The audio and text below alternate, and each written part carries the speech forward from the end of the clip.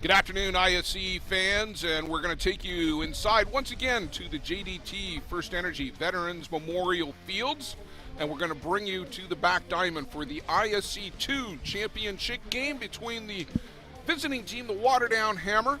Out on the field are the Pueblo Bandits from Colorado, Ontario versus Colorado. Blair Setford, Joe Todd with you this afternoon. Here is the batting lineup for the visiting Hammer. Josh Broman at the top of the shop, Mark Stack, Ryan Marr, a pair of Newfoundland natives, then Andrew Kelly, Riley Coverdale, Luke Zettel playing right field, Andrew Matthews, Curtis Roots, and Joe Mick in the lineup in the 9 spot. He'll be catching.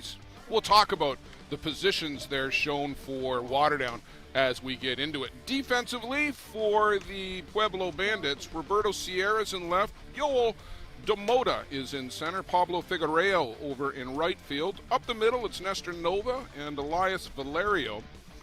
Carlos Vela and Valdi Turkelson on the corners. Humberto Valdez is on the board, and Alex Del Valle behind the plate for this multinational Pueblo Bandits squad. They met yesterday in the ISC 2 winter bracket final. Pueblo prevailing 3-2 in that one, if memory serves. We're going to bring in Joe Todd in a few minutes. Joe Todd is just finishing up some paperwork, so we'll get you going. We're getting down to the short strokes here for the ISC World Tournament. This is the first of the 3 championship games that will take place here this week. ISC 2 championship tomorrow afternoon. We'll bring you the Legends Championship, and then tomorrow night about 7:30, it is the ISC World Championship game. That's the one we all came to see. It's going to be a terrific championship Saturday. Couple of games before that, including coming up after this one in the awards ceremony, the undefeated game, the winners bracket final between the Bear Creek Gremlins and the Hill United Chiefs. That's the immovable force and the unstoppable object. Really looking forward to yet another matchup, another instant classic we're all hoping for between those two teams. We're just waiting for everybody to get set. David Lee, our home plate umpire from Chesterfield, Missouri. He's just over making a couple of last-minute additions. Out at first, it's Matthew Leclerc from Quebec. And at third base, it's Dave Thompson from Ontario.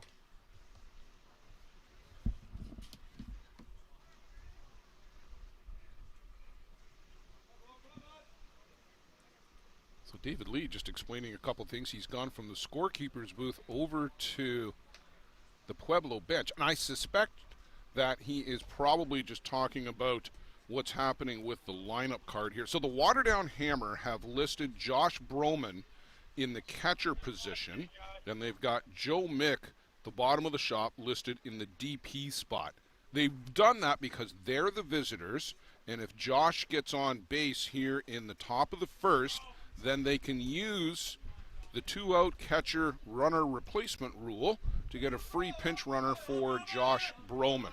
Nothing in the rules says you can't do this. Then it's just a defensive position switch after the top of the first inning. Not a problem.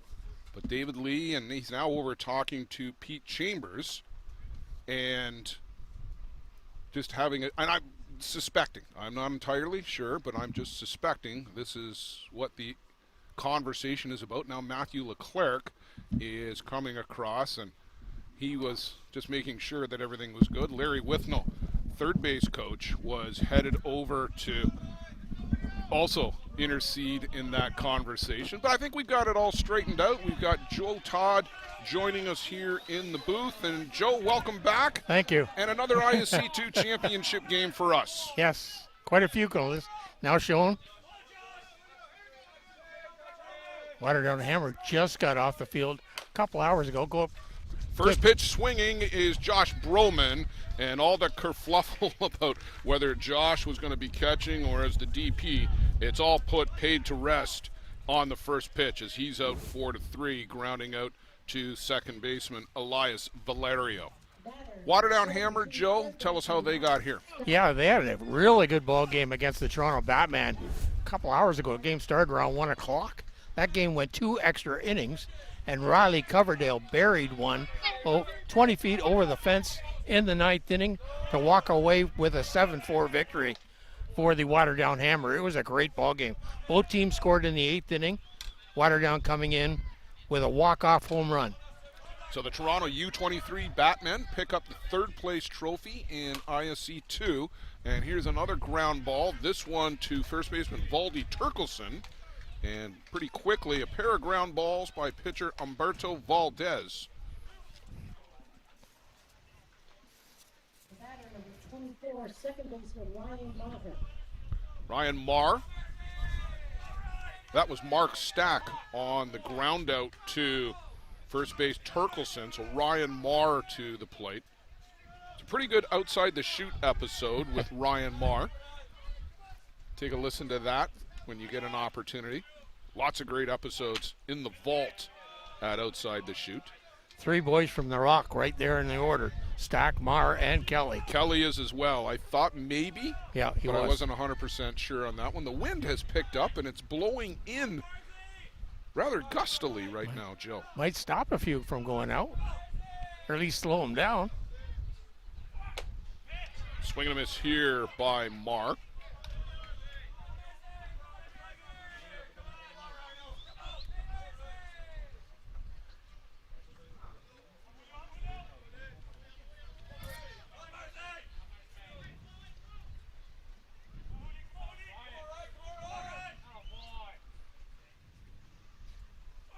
And upstairs from Valdez.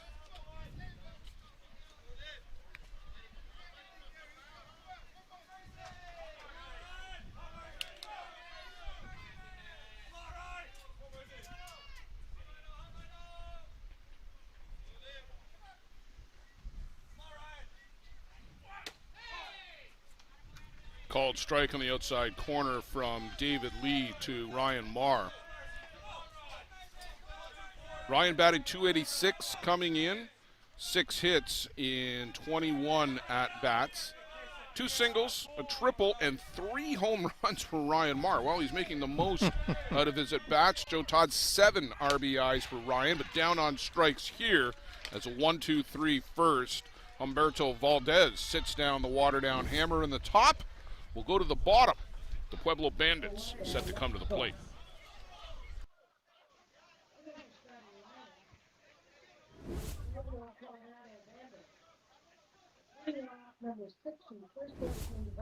How confident are you in your organization's security posture? If your answer isn't 100%, you're not alone. Most organizations aren't doing enough to protect their data.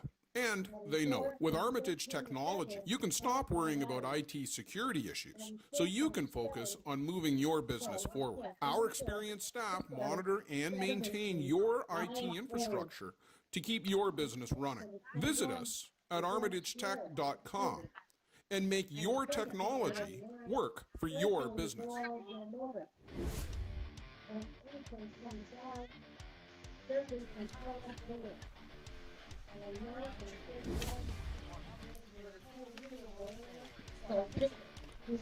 Well, here's the batting lineup for the Pueblo Bandits, trying to add a second ISC 2 championship trophy to their collection. Valdi Turkelson, Pablo Figueiredo, Nestor Nova, top 3. Alex Del Valle in the cleanup spot. Elias Valerio, Roberto Sierra, Joel Demota, Carlos Vela, and then Julio Moreno is the designated player for the Bandits. Defensively for the Waterdown Hammer, left to right across the outfield is Curtis Roots, Andrew Kelly, and Luke Zettel. Riley Coverdale and Ryan Marr up the middle. Mark Stack and Andrew Matthews on the corner. And it's lefty Reese Yancey, and he'll throw to Joe Mick behind the plate. Joe Todd, you have seen a ton of Reese Yancey over the years. Good to see him getting into a championship game. Got all the pitches, just needs to stay focused and stay away from the big inning. Yes, just he's got to stay control, just worry about the plate and not worry about everything on the field. Waterdown Hammer have been really pitching by committee in the last 2 or 3 games that I've been watching. Reese and Kyle Litton have been sharing the starting responsibilities, and Kirk Santel has been coming off the bench in the relief job and doing a great job there. Well, jumping ahead of Valdi Turkelson is Reese Yancey. Valdi 2 for 8 in ISC 2 play. Pueblo have won 3 straight to get into this championship game. There are the undefeated team, of course, so they've got the home team bench. We did not flip a coin. Automatic award for the first place finish. Little line shot, and that's going to fall in out of the reach of Ryan Marr. Just got it off the end of the bat, but enough upper body strength to pull that ball.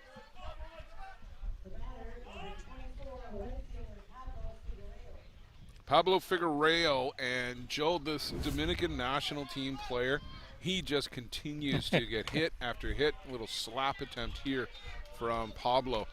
But he has just been Mr. Consistency over the last 7-8 years. Found a home with the Pueblo Bandits, and he's always got terrific stats every tournament he plays in. Just an all-around good ball player. Very solid. Puts the ball in play. Hardly strikes out at all, now that I've cursed him. Well, Randy McLam has taken over your role for cursing ball players with alarming regularity here, too, in the last few days. High hopper on the infield. Yancey will give a glance to second base, but already there was Valdi Turkelson, so he gets won't get credit for the bunt, but it's as good as. Moves up Turkelson into scoring position for Nestor Nova. I remember when Nestor Nova came up with the Bear Creek Express in 2022, and he was really raw then. He had just come over from hardball or baseball. He lifts this one up into short left. That's a long run for Curtis Roots, and he makes the grab on his belly. And he might have hurt something, Joe, as he's come up limping a tiny bit on that left side. Great range, though. Good hustle on that ball. Read it well off the bat. Well, he broke in right away, but yeah, just got to that one, and he's getting walked all the way back out to left field by his center fielder, Andrew Kelly, just making sure that he's okay. Curtis Roots, a long run. So 2 down, and that'll bring up Alex Del Valle. I raved over this guy at the U23 World Cup down in Sincelejo in Colombia, the catcher for the bronze medalist Mexican team. A real leader. He was named to the all-tournament team. The way that he handled the pitching staff through adversity for Mexico. And this kid, Joe, he's got a bright future in the game. Real spark plug for this whole Pueblo Bandits team. Real leader. You see him on the bench. Great interaction. Good leadership.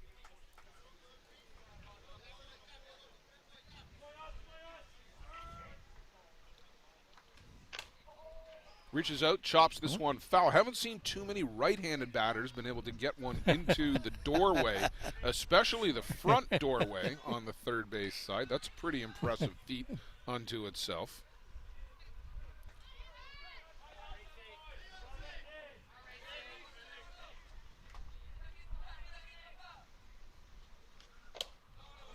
Zipped in down low from Reese Yancey. 77 on the gun, Joe. That is got a little Very bit impressive. of zip to it. Yeah.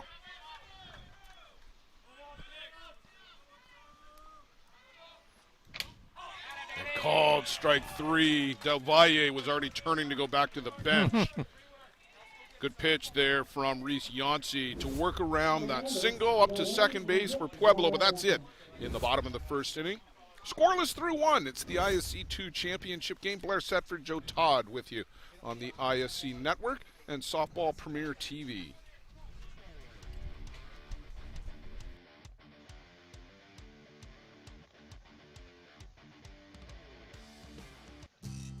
A metal roof lasts a lifetime. Thousands trust Metal Roof Outlet to install stylish, stone-coated metal roofing that looks just like traditional shingles. Make a smart and worthwhile investment for your home with Metal Roof Outlet.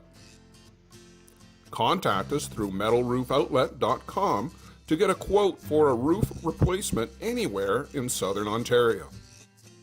Because when you trust Metal Roof Outlet with your roof replacement, it may be the last time you ever replace your roof.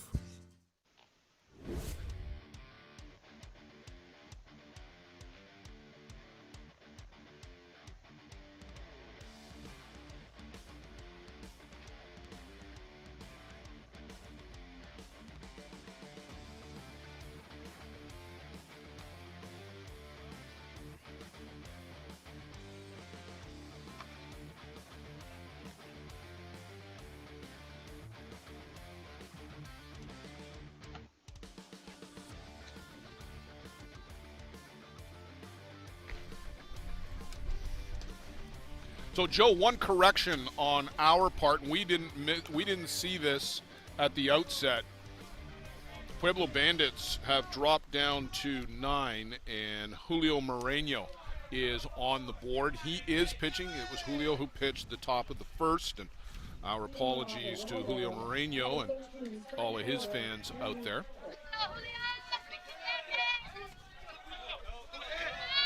Andrew Kelly.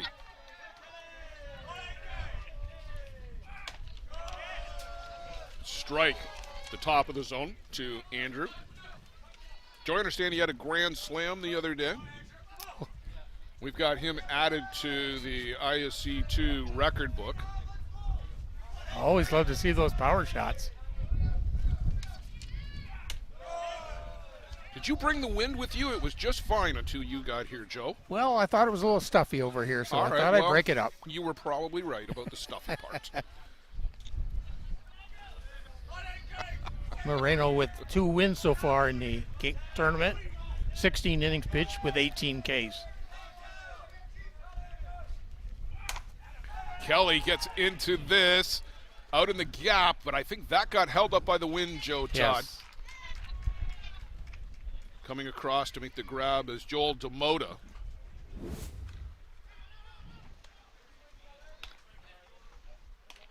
And just as quickly, the wind has died down. Andrew Kelly is just wondering why that didn't happen during his at-bat. The flags are still out, but coming back again now. Riley Coverdale.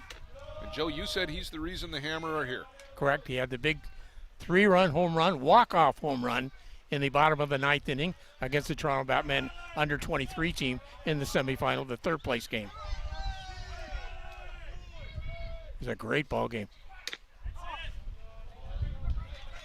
Yeah, I was watching the scoreboard, and somebody was ahead, somebody would come back. I couldn't tell from here, obviously, who was who, but looked like then you guys went into extra innings, too. Yeah. Good change up there from Moreno.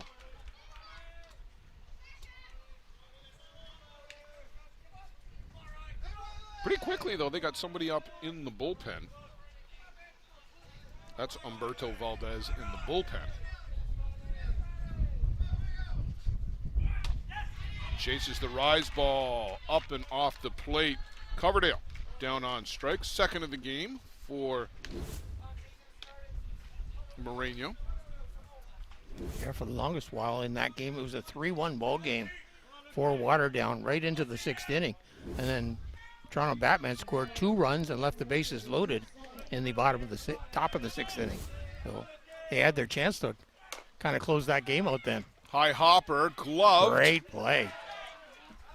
Safe on the first base. Yeah, I think he legged that one out, but a high hopper. Luke Zettel aboard with an infield single. I'm impressed that Elias Valerio even got to that. Holy smokes, did he go a long way in behind the bag. Here's the play at first, and yeah, definitely there. So Andrew Matthews, he's been with this team for a while too. Like, he was playing for them when I was playing against them. That's how long he's been with the Waterdown Hammer. But I'll tell you something, Pete Chambers and Larry Withnell have completely turned this team over at least twice, because this team has been in existence since 1993, and there were a number of guys who played in the old, there was a Waterdown League, then there was a Burlington League, and then ultimately everybody ended up in the Golden Horseshoe League, and Waterdown Hammer always highly competitive in that loop for years and years. I remember going to that Millgrove tournament for many years. Yeah, they used to run the Millgrove tournament, and Pete Chambers, Larry Withnell have done just a fabulous job to bring in younger players, mix them in, older guys retire, they bring in some more guys. I'd probably run out of brain cells trying to remember all of the guys that have gone through the Waterdown Hammer uniform over the years. I'll name a couple. Kyle Davis is one guy that comes to mind, and I have to think that Kyle, maybe down in Beamsville, Ontario, might be watching his old team here in the ISC2 championship game. It's been since 2008 that the Waterdown Hammer were in an ISC2 championship game. If they ever had a reunion, they might have to run an arena. They might.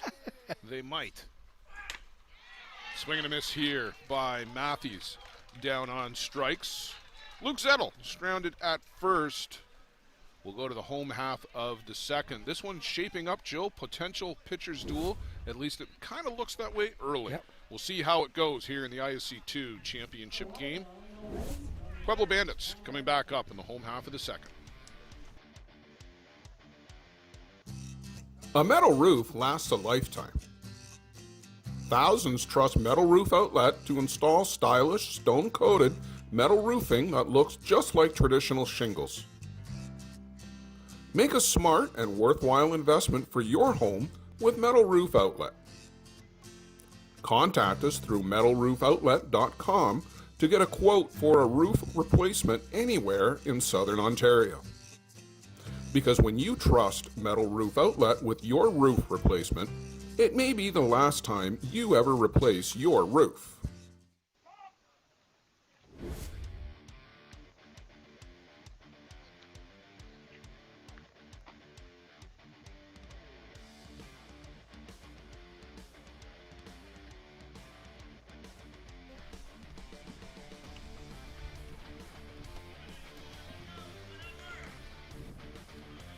Waterdown pitcher Reese Yancey will face Elias Valerio, Roberto Sierra, and Joel DeMota. 5, 6, 7 in the Pueblo Bandits order. Joe, remember, they won the championship, the IC2 championship in 2023. You were there up in Denmark, Wisconsin. Circle Tap. Yeah, at the Memorial Park. Yeah. And that was against the Georgian Bay Giants. It was against the Georgian Bay Giants, the perennial runners-up, it seems like, in ISC2 for a number of years, although they've broken through, Joe, for a top 10 with ties finish here at the 2026 ISC World Tournament. Outstanding finish for the Georgian Bay Giants. Some great additions put on the team by Hayden Hillier. Swing and a miss here on a real good changeup. Elias Valerio, Joe, I'm still marveling at that play. He went all the way behind the bag and just about got Luke Zettel.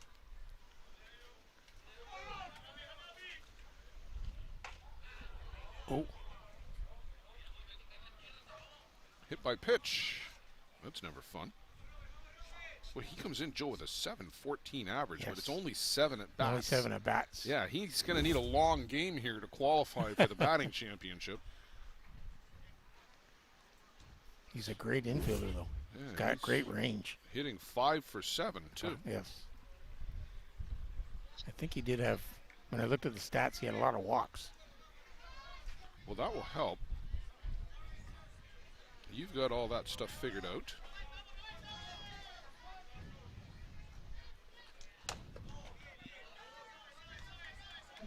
Roberto Sierra to the dish.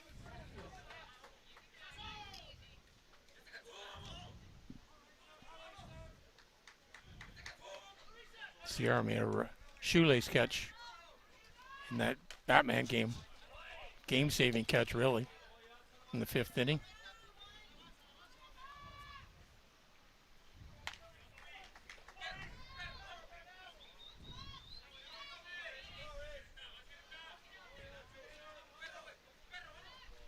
Oh, good try. He's fouling everything off here. Getting Yeah. here. Pueblo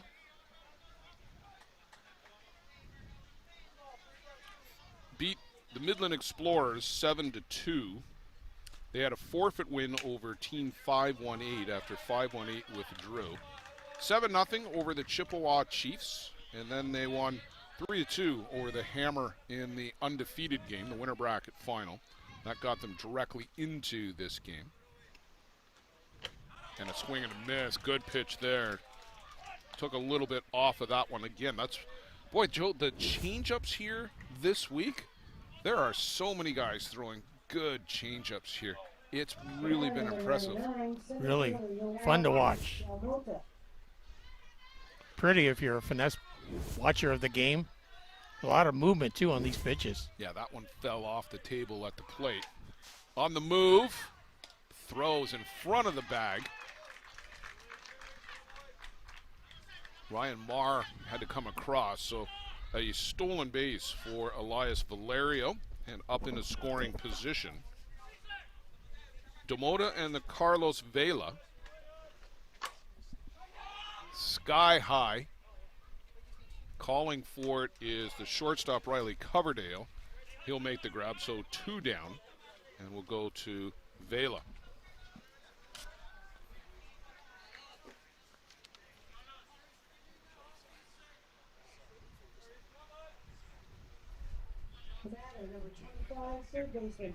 Vela 9 plate appearances, 7 official at bats.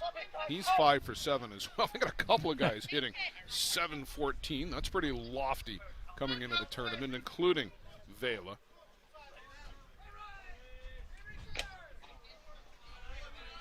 Well, when you look at those numbers, that's kind of the big reason why they're that undefeated team on that side of the bracket. Very solid. Those top 6 or 7 are real tough outs.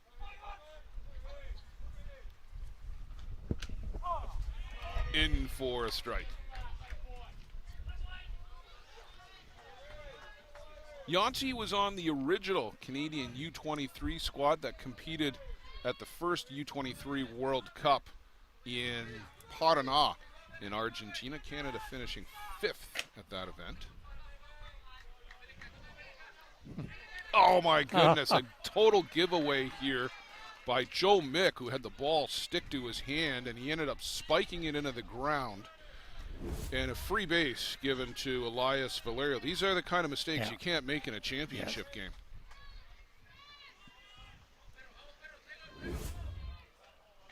Swing and a miss here, and a pitch away from bailing out. His catcher is Reese Yancey. Yeah, you just kind of have to forget that if you're back there and just refocus and get back on the horse. Foul back to the screen. Competitive pitch there, but a good swing from Vela.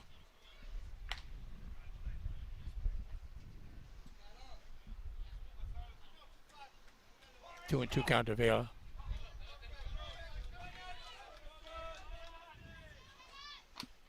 And he misses upstairs. In danger of putting runners on the corners. Yancey, full count.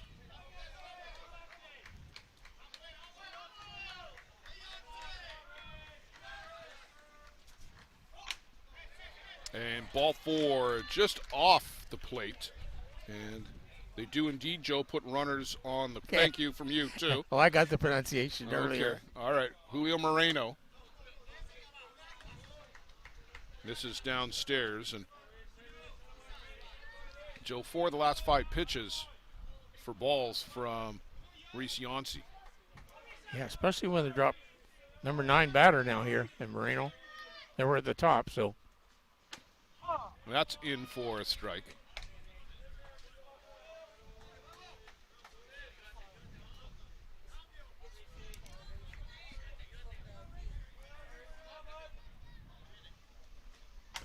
That's chop foul, so he'll jump ahead 1-2 in the count. We'll see if Reese Yancey can close the door and strand a pair of Pueblo Bandit runners.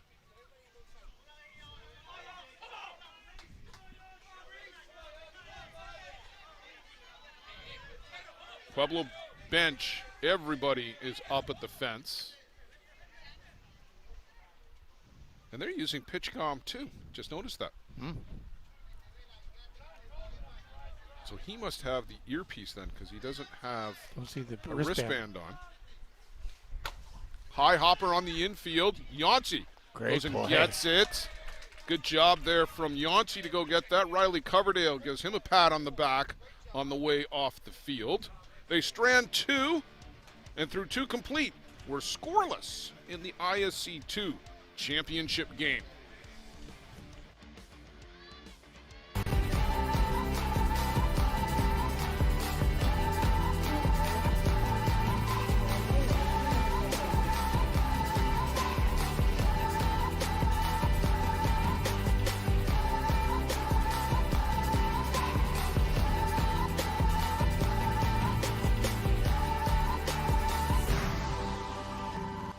Dreamcatcher, inch by inch, we'll fight to make the lives of First Nations people in this community, this province, and on this continent better. I know we have a long way to go, but I'm proud to say as long as our people have a need, Dreamcatcher will be there for them.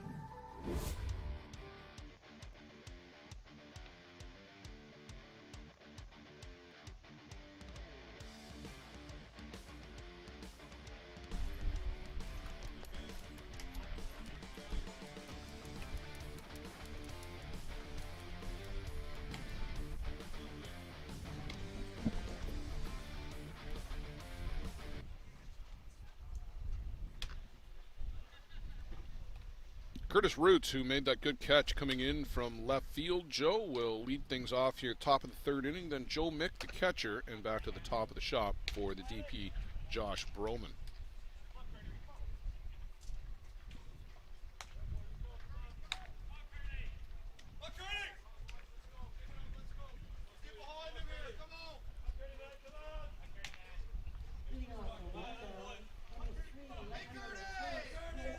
Roots batting .250 here on the week. 6 for 24 overall.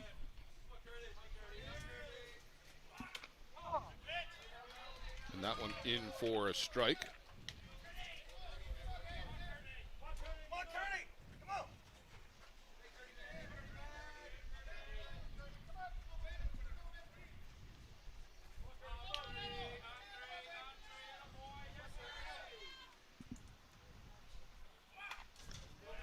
Fouled right back to the screen, right on top of that. 300, Joe, in the ISC2 part of the week. 3 for 10 for Curtis Roots. Andrew Kelly leading the way for the Hammer in that department, 438.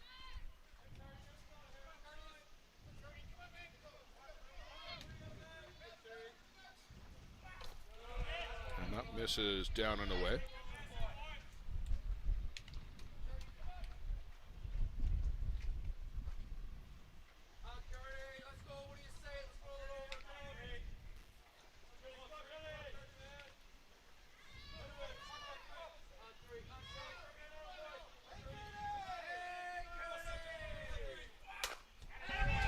And that gets past a diving Elias Valerio.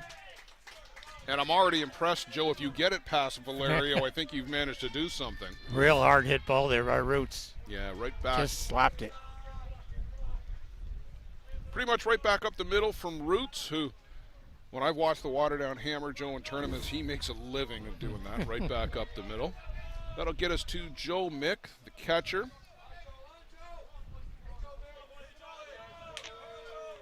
turns to bunt, and can't just drop the bat down on that one.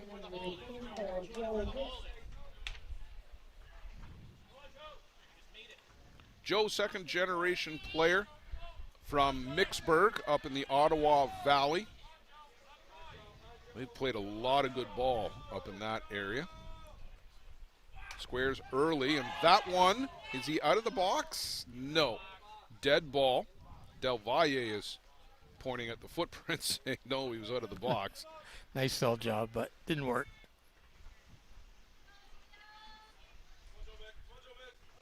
He started to take a step, Yep. but was not completely out of the box. Real wide stance there by Mick.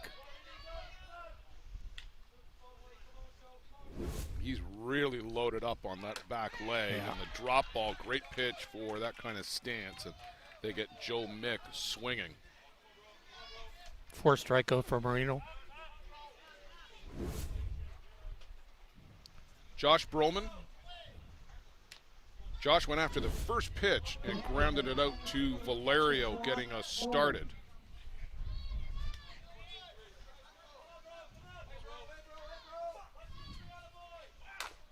And again goes after the first pitch, and a tailor-made double play ball.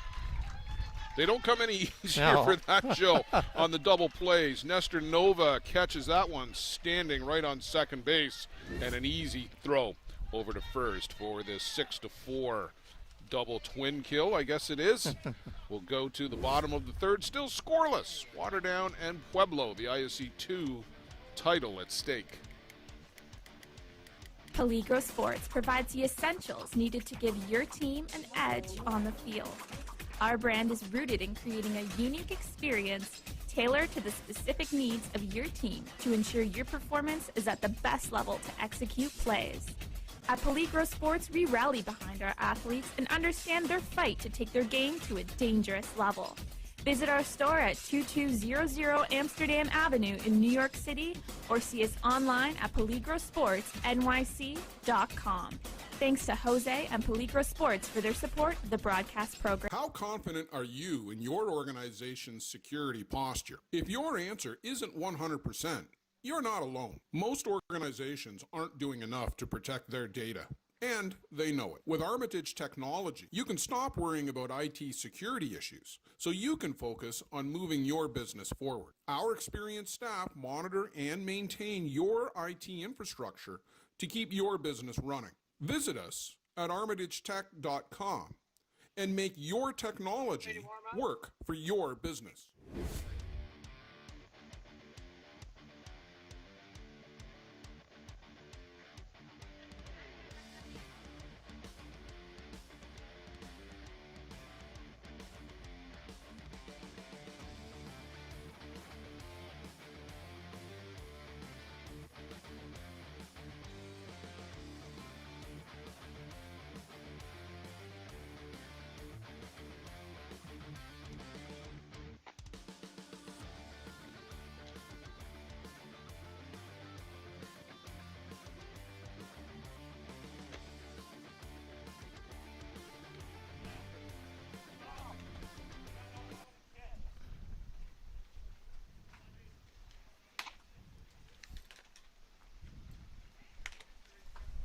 A little surprised we waited over a minute for the catcher to get his gear on, Joe, instead of having somebody out here. The home plate umpire's got to get somebody out here to take those warm-up pitches.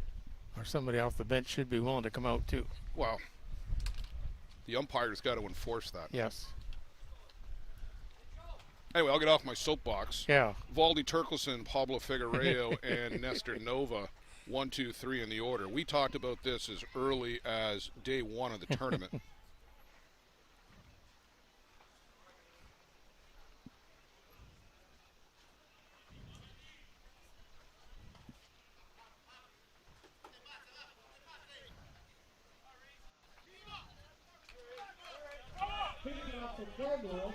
So Turkelson singled leading off the home half of the first. He got as far as second, but that was it back in the first inning as Reese Yancey managed to get a ground out, a fly out, and a strikeout, Joe, back in the first inning. We'll see how he works here second time through.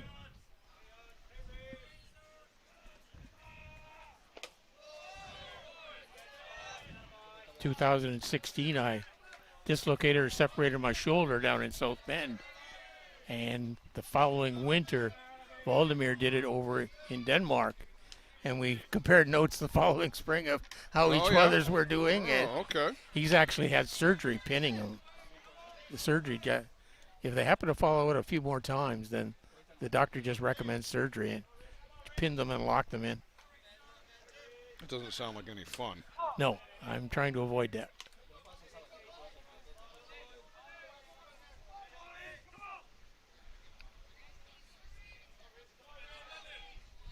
Turkelson 2 for 8 here in the ISC 2 side.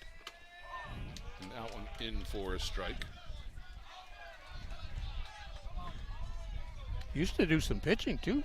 He did. Yeah. With Dolan and Murphy way back in the day. Mm-hmm.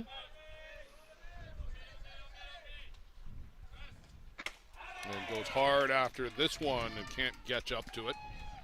Good zip there. 72.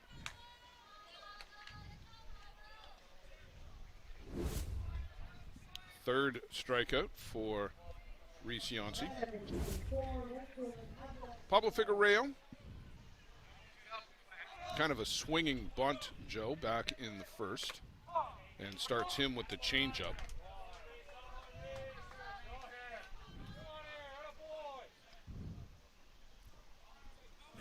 Usually pulls the ball so sharp on the right side of the infield. Well, 2 in a row on the changeup, and they're out in front 0-2.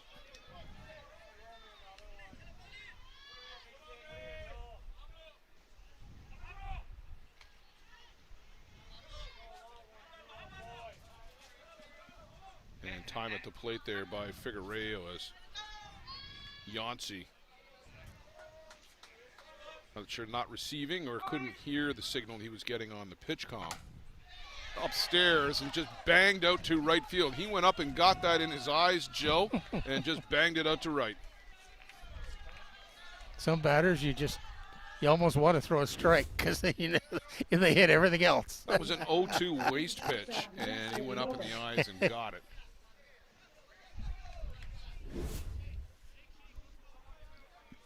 Nestor Nova had that short fly ball out to the left. Chops this one foul at the plate.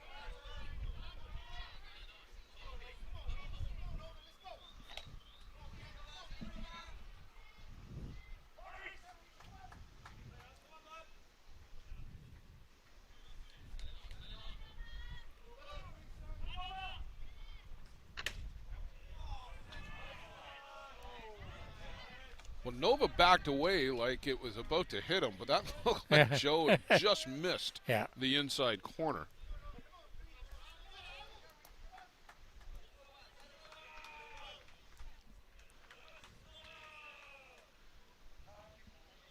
And time at the plate again as they're just having trouble getting on the same page with the pitch comm. And honestly, you don't even need to use it until there's a runner on second base. I think the batter called time there. They looked at second on the move, and a good call by the bench to put Figueiredo on the move.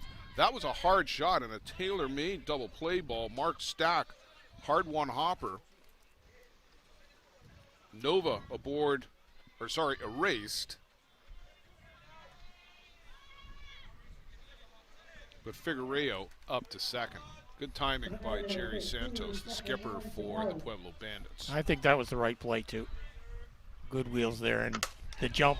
Oh, that gets a huge piece of Yancey off the bat of Alex Del Valle. He recovers and they manage to throw him out at first, but he is feeling that coming off the field for the Waterdown Hammer. Wow, what a shot. You see Yancey. Presence of mind, Joe, to go get that ball because a lot of the time the body might just shut down. Yes.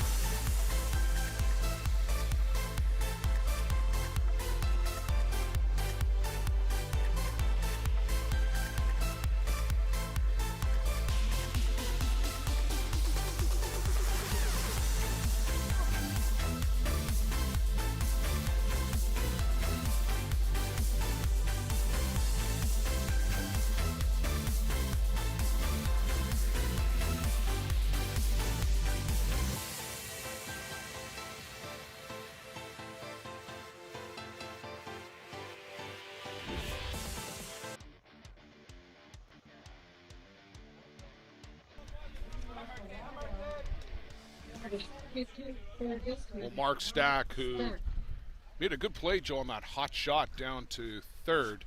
He was not going to get Pablo Figueiredo, who was stealing on the play. So a good job by Stack to go to first and get the out. And hopefully Reese Yancey is okay down in the dugout for the Waterdown Hammer. He came off the field fine, but the body, the adrenaline wears off after that. Yes. That might start to sting. Can have a bruise. Yeah, that was a shot. Stack grounded out to Valdi Turkelson here in his first appearance in the first. Stack, Marr, Kelly, the three young Newfoundland lads. I bet you they got up to some shenanigans this week. I would imagine. They found a St. George Street somewhere. The equivalent. Yeah. Oh, and that gets a huge bite out of Alex Del Valle. Oof. He'll go walk that one off for a little bit. My recollection, Joe, from Columbia is that he got two of those every game. He got beat up like nobody's business. David Lee's taking his time. Oh, for sure he is. He's already cleaned off the plate once. I'm surprised he didn't do it again for good measure. Del Valle is, and I don't use the term warrior. We're not at war here. No. But he is a gamer back there. I said it down in Columbia, and to me, this is about the biggest compliment I can pay a catcher. He reminds me of Ryan Boland back there. That's a great compliment.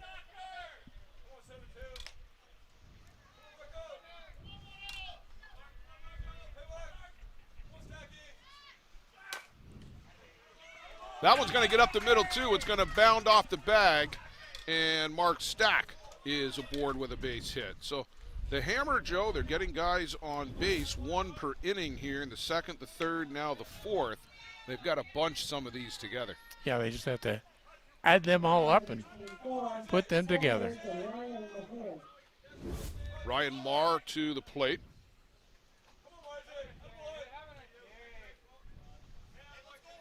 Ryan was 4 for 10 coming in.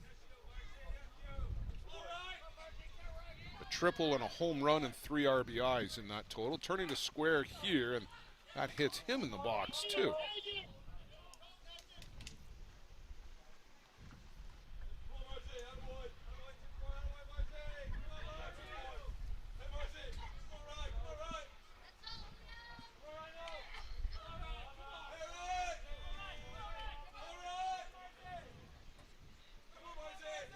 Moreno shakes one, now gets a sign.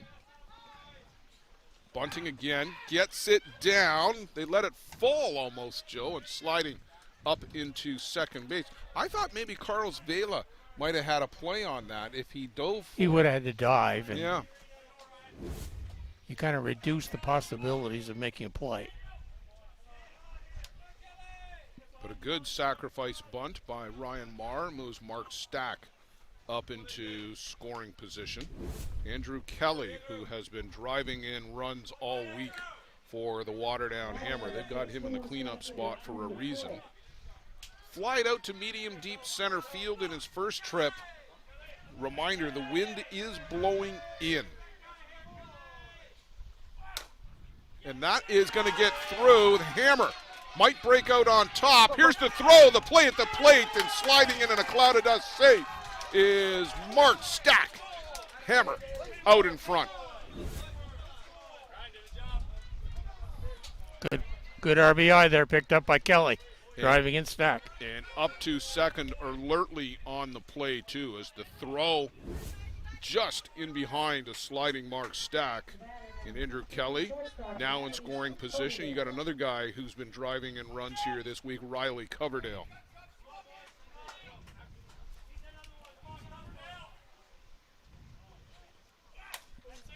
And a big cut here, and that comes down and nearly clobbers him in the head.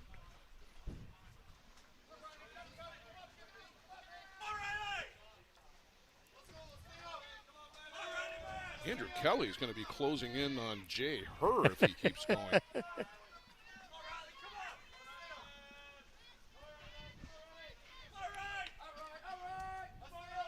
Humberto Valdez is throwing in the bullpen for Pueblo Bandits again. Long look in for Moreno. Swing and a miss. Everybody missed that. And out at third. Kelly tried to take advantage of the wild pitch. You couldn't have planned that any better Great for bounce. a wild pitch if you were Moreno and Alex Del Valle. It came off the screen, or not the screen, but it came off the padded backstop and right to Alex Del Valle, and he just turned and throws out Kelly. Great tag at third base. Yeah, good play over there by Carlos Vela, but I mean, a tough break for Kelly. You think wild pitch, I'm going to third, but yikes, I'm out by 10 feet.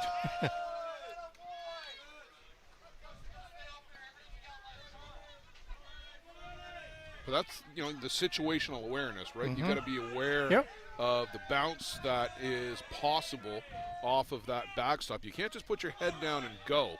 You got to take a look. Swing through. Riley Coverdale down on strikes, but the Waterdown Hammer breakout on front here in the top of the fourth.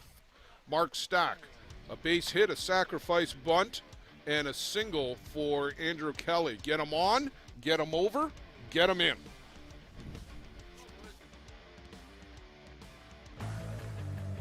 Let's talk about a local one-stop shop.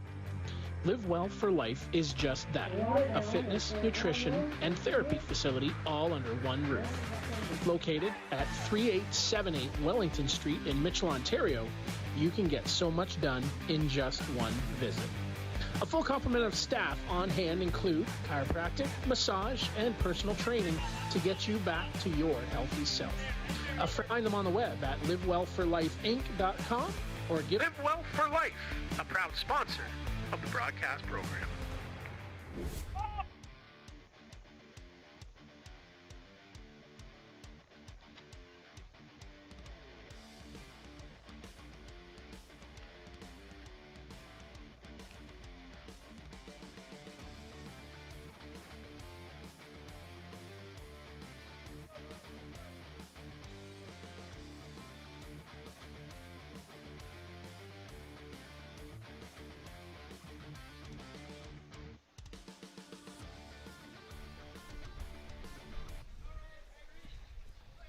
Joe Riccianti came in with the fewest innings pitched of any of the guys that the Waterdown Hammer have used here in the ISC 2 side of the tournament. Just 5 1/3 innings pitched.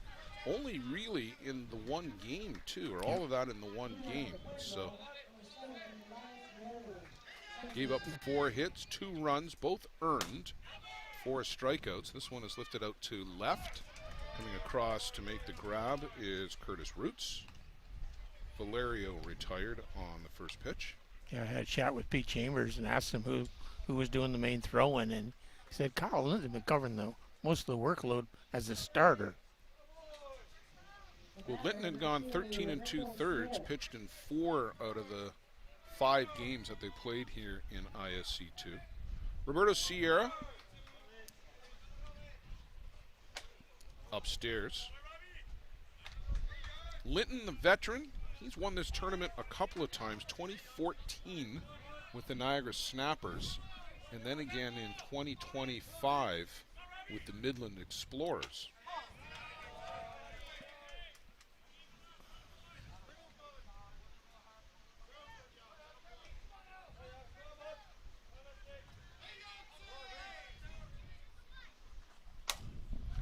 Short center. Coming on for that is Andrew Kelly. He was playing Sierra pretty deep, so he came in a long way for that ball. Joel DeMota.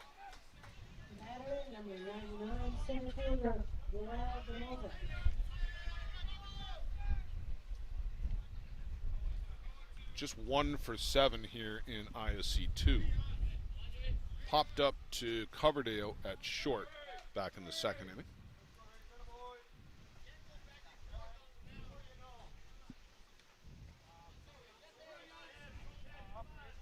Jerry Santos is captured the attention of Reese Yancey, and he was saying you can't go back and forth on the board. I'm not sure exactly what he meant by back and forth, Joe, but He's trying to get in his head. exactly. And that's the kind Reed- of thing that Reed has can to avoid it. occasionally bother Reese Yeah. Yancey. Reed has to avoid it. Just focus. Him and Joe Mick have to get on the same page. Those two have to work together, and that's all he has to worry about.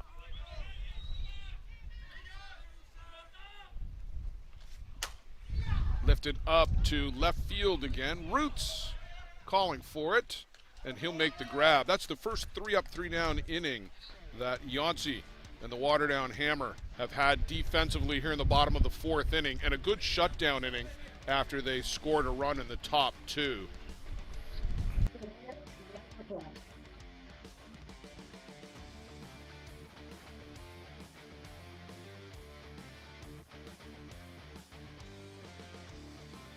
Welcome to Mont Hill Golf and Country Club. With our beautiful 27-hole golf course open to the public, we work tirelessly to ensure your time with us is second to none. Well, here you'll be able to enjoy an incredible dining experience at our very own Big Pete's Steakhouse. Play some of the best courses in the world with our state-of-the-art golf simulators. Upgrade your gear with the top brands at our pro shop, or host a stunning wedding, event, or conference inside one of our beautiful ballrooms. Learn all this and more at monthill.ca. We can't wait to see you soon.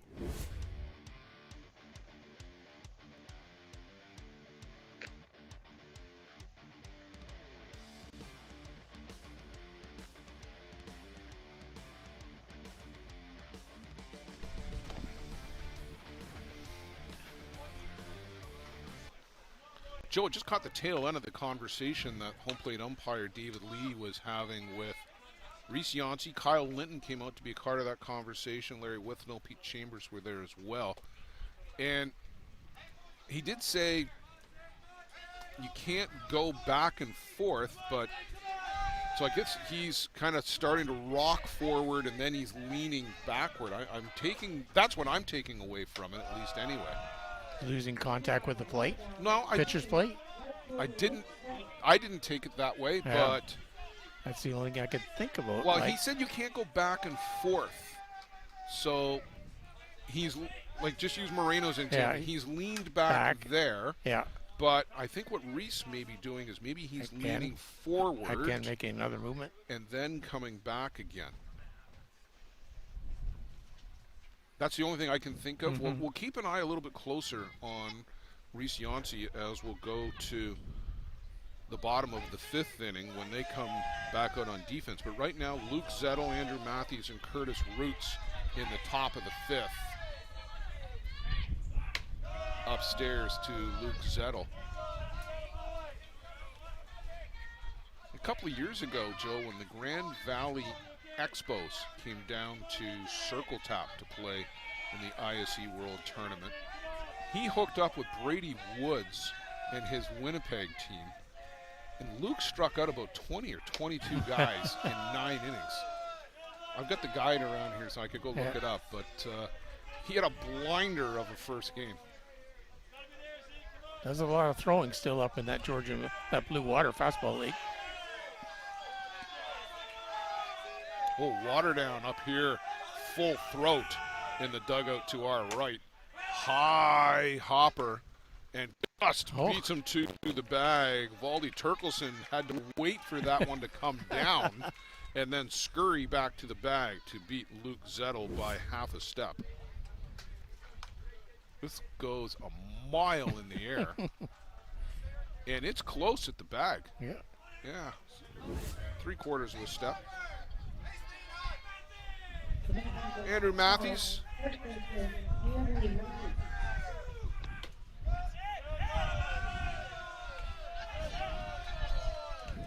Moreno thought that was maybe a strike. You know you're doing a good job when you've got both teams upset. Yeah.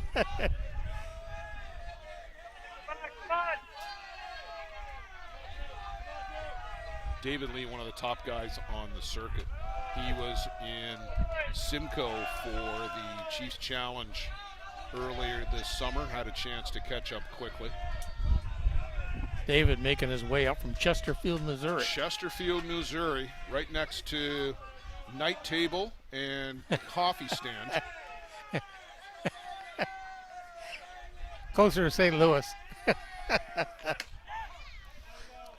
Peter Lubardi has told me a lot of NHL players live in Chesterfield.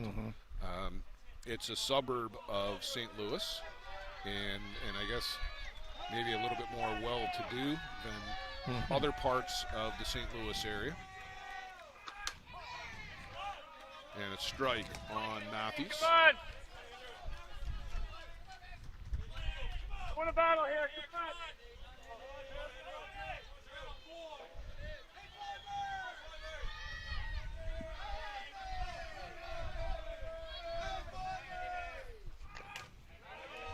And again, Del Valle. I told you, he is a magnet for this kind of stuff. He got so beat up in he must have got on the plane and we got home, crawled into an ice chest. The bronze medal, I'm sure, helped a little bit. Yeah.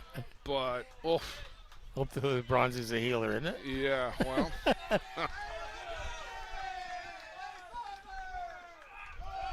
And that one is downstairs. Del Valle is shaking his head.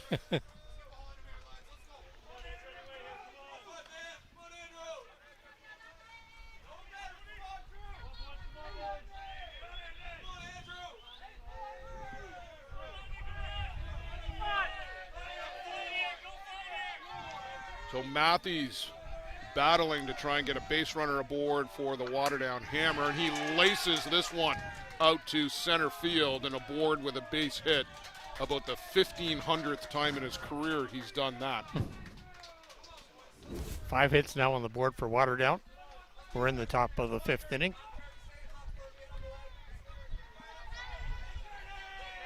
Curtis Roots.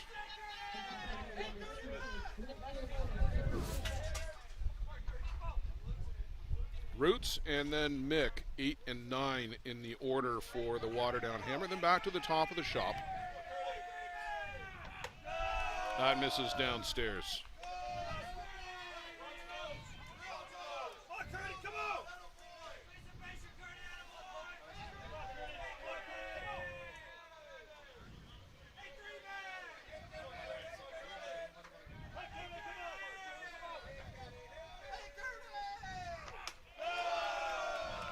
And that one again misses downstairs. And boy, this Hammer bench, Joe, they can start to feel it here. They are all up at the fence. And Marino has really slowed the pace of the game down. He didn't pitch like this in the other game I watched. So either the heat's getting to him or the innings are piling up. And just momentarily wobbling here. And yeah, you're right, Joe. He looks a little tired out here. Down in the bullpen, Humberto Valdez is throwing with a little bit more urgency. Nobody in the Hammer side.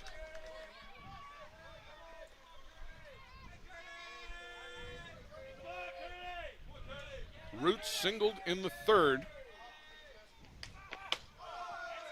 And that one in for a strike. 74 in the gun. Yeah, he reached back a little bit for that one.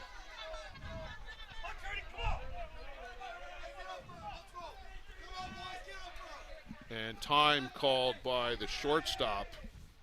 Nestor Nova wants to make sure the shoes are tight. Now we're set. Dave Thompson gets us pointed back to play.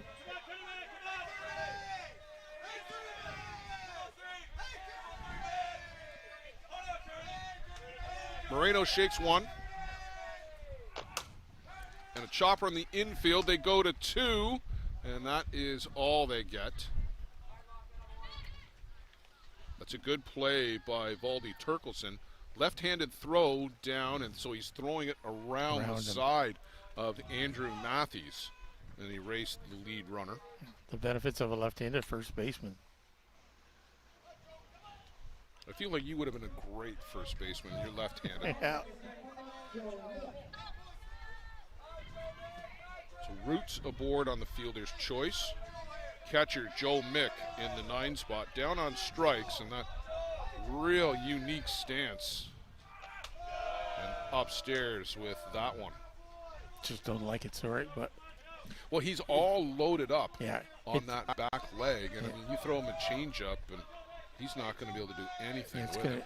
It's a real slow procedure, though, making that transfer to that front leg to get that drive. That power off that front leg, too. You got to transfer that weight. Up in the air to go get it as Carlos Vela over to first for the final out of the inning. Hammer get a couple of guys aboard, some good defense to erase the lead runner. And then Vela throws out Joe Mick here in the 9 spot. To the 5th, Joe is early. Starts to get a little late. Let's talk about a local one-stop shop. Live Well for Life is just that. A fitness, nutrition, and therapy facility all under one roof. Located at 3878 Wellington Street in Mitchell, Ontario, you can get so much done in just one visit. A full complement of staff on hand include chiropractic, massage, and personal training to get you back to your healthy self. Find them on the web at livewellforlifeinc.com or give Live Well for Life, a proud sponsor of the broadcast program.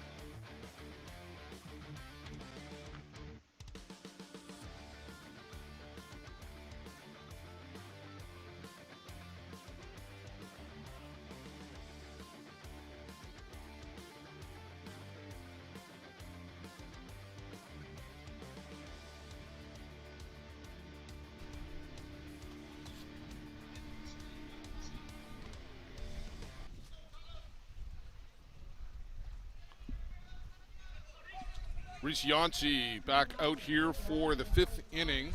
I think that's Kirk Santala warming up down in the bullpen for the Waterdown Hammer. Carlos Vela.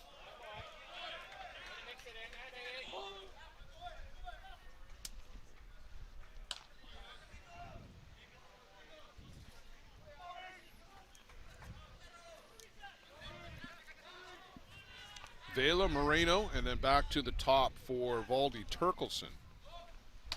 Chasing the rise ball is Vela. He walked, didn't get any further than first, was back in the 2nd when Pueblo stranded runners on the corners. Had guys aboard in the 1st, 2nd, and 3rd. They went down 1, 2, 3 in the 4th.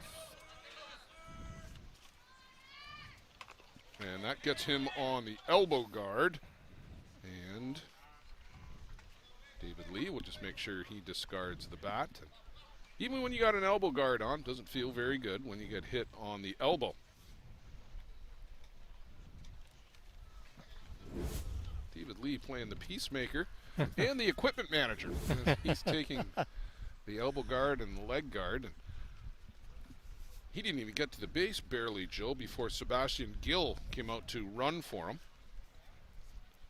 So big, tall, thin Sebastian Gill. Pinch running here in the bottom of the 5th.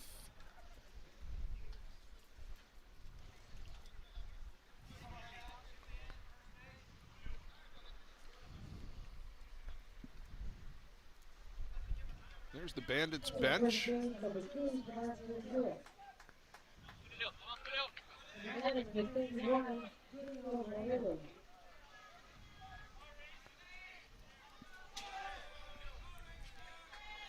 So Yancey's going to have to work around a base runner again here in the 5th. This time the leadoff hit by pitch, the kind of the spiritual equivalent, Joe, of a leadoff walk, and I've seen a number of these come around. Also had a leadoff hit by pitch in the 2nd inning. A bunt. Good bounce by Mick. Yeah, Mick got that. It had backspin on it. That was probably going to come back and go foul, but they've got the out at first. Nice sack bunt by Moreno. He can go back and sit on the bench now, Joe. You don't want your pitcher running around too much out there on the bases. And Valdi Turkelson back to the top of the shop. Runner in scoring position in the form of Sebastian Gill. If you're a Waterdown Hammer fan, you're looking for a strikeout or a ground ball on the left side, at least, to an infielder.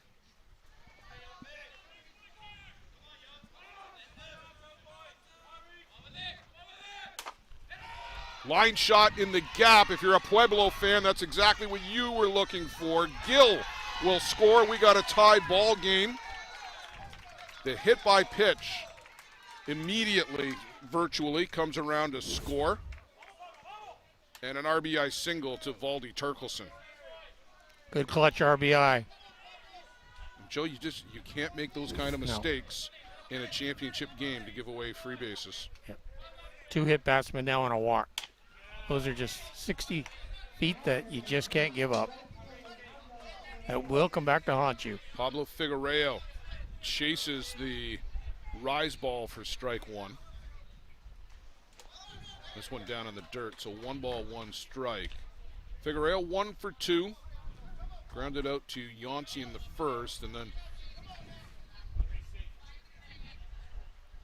the single that he hit, Joe, out to just medium right. Yeah, just went over Dave Thompson's head there, where the umpire's position.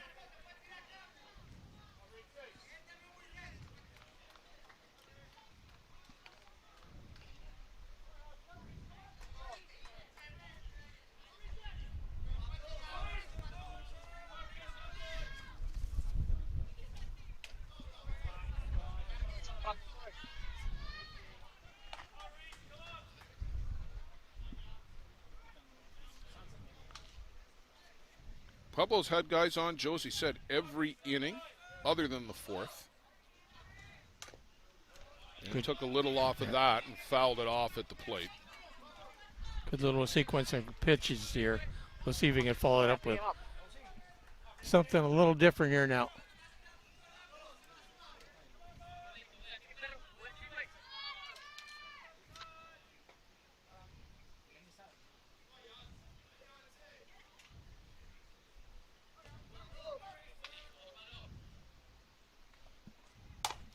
Punched out to right, but that is going to go foul down the right side.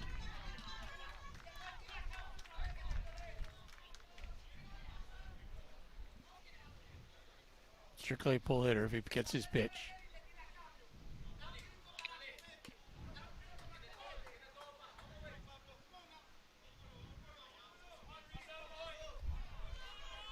Ryan Marr, keep sharp on that right side of the infield. Pour water down. Reaches out, taps this one. Matthews bobbles it initially, but no troubles whatsoever. Turkelson up to second. It was a little slow roller down first. Nestor Nova. Fly out to short left, and then a ground ball on the left side to Mark Stack.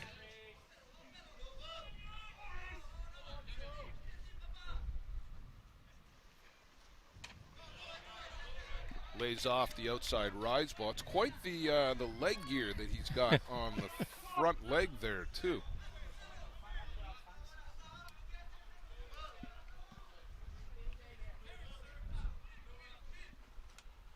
And the changeup has Nova waving out in front. That changeup just falls off the table. That has to drop about 6 or 8 inches. Well, I feel like if you throw him 2 more of those, you might get him, Joe. He was he's so got the big far power out in swing. front. Ground ball out to short and over to first. Riley Coverdale. Good defense for the Waterdown Hammer. Well, we got ourselves a tie ball game through 5. Who can win the next 2 innings is going to be the ISC 2 champion.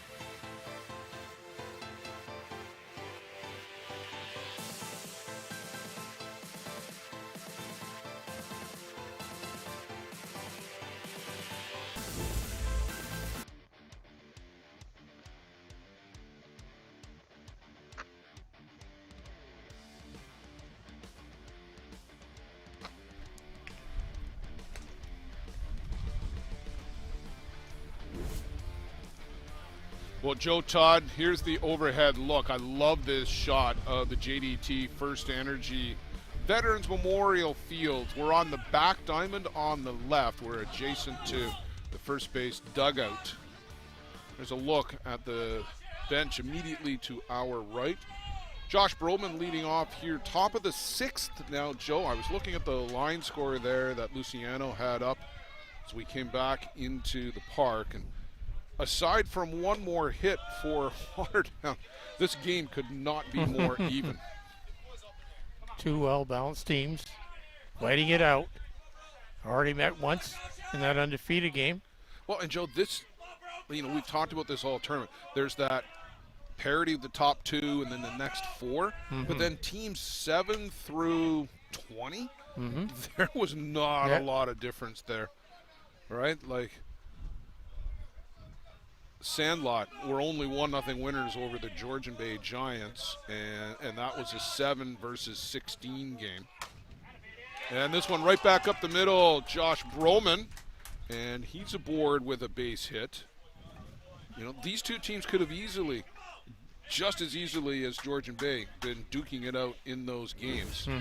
They were ultra competitive, and this level has been super tough all year long as well. Jerry Santos comes out and gets the ball from Julio Moreno, and Joe, that's a bit of a surprise to me. It's a 1-1 ball game, but not wanting to take any chances here in the 6th. The 3rd time through the order, Josh Broman gets him with a single up the middle, and they're going to give Mark Stack a different look. We will go to a break while we let Humberto Valdez take his warm-up pitches. We'll be right back.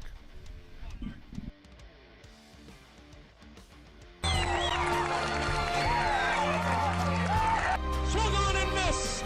Strike 3, and the Kitchener River Shark Twins repeat.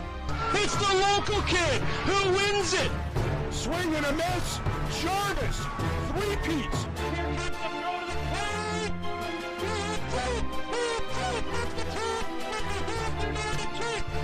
the world champions. 2015 ISC Men's World Champions. Shane Bowen has hit the game-winning home run, and the Toronto Gators are world champions. Finishing is out on the first, and the United Chiefs.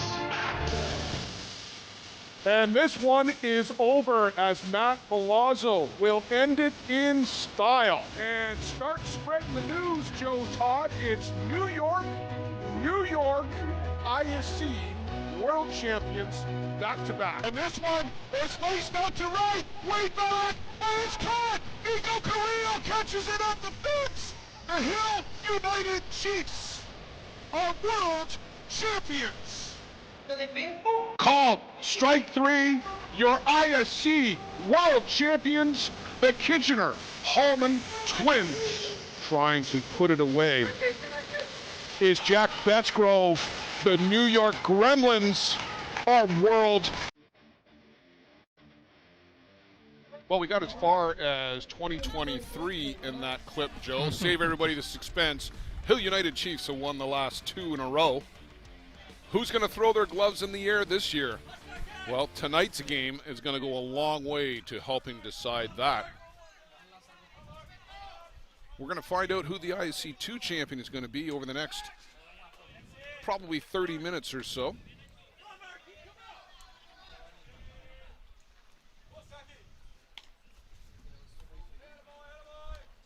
This was the part of the order that produced the run back in the 4th inning. Stack had the leadoff single, nice sacrifice bunt, and a big single up the board by Andrew Kelly. In ISC 2 play, Valdez only 3 2/3 innings pitched, and stabbing at the bunt attempt there is Stack. He did pick up a win. I'm sure there was some communications on the bench, though. I could sense that Marino had lost a little bit. He never had a strikeout last inning. All 5 balls have been put into play. Strikeout was back in the 4th inning, so he's starting to lose a little bit.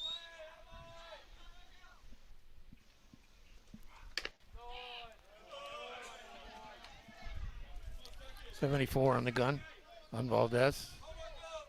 If I read the stats right, and that's questionable, but if I read them right, I think he had 4 walks in those 3.2 innings pitched.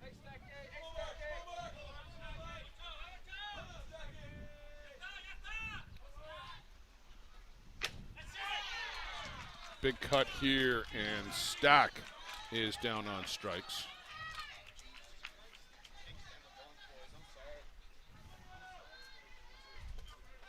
A little hard on himself that he didn't get the bunt down.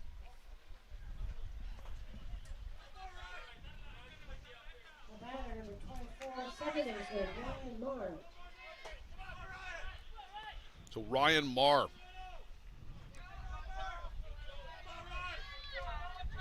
He and Kelly have been pretty good at driving in runs. They need to create or set the table here. In for a strike.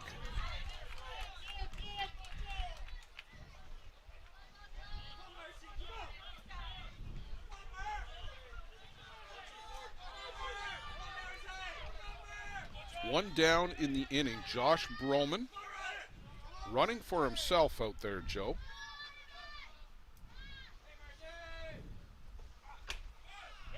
And that pitch just inside. That must have been only about a ball's width further inside.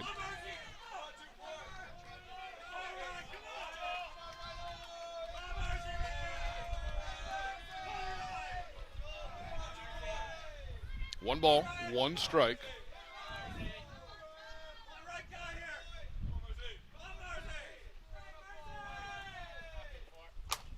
Marr lifts this one way up in the air down the left side.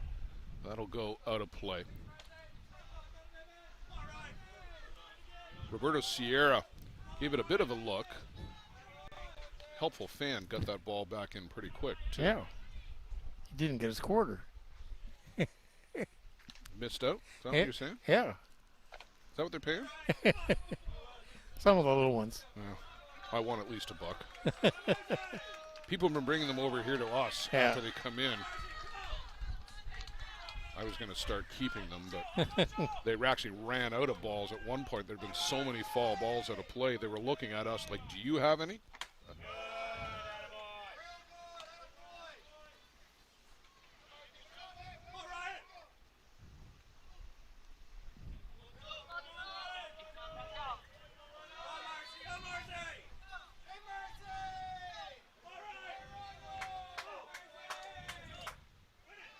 Valdez on in relief. This is the second batter that he's facing.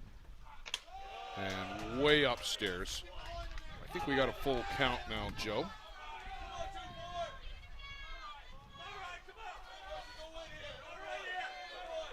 Yep, 3 balls, 2 strikes, says David Lee on Ryan Marr. Looking for his first base hit in the ISC 2 championship game. Ryan will put the ball in play. Fouls it straight back. Just got half of it.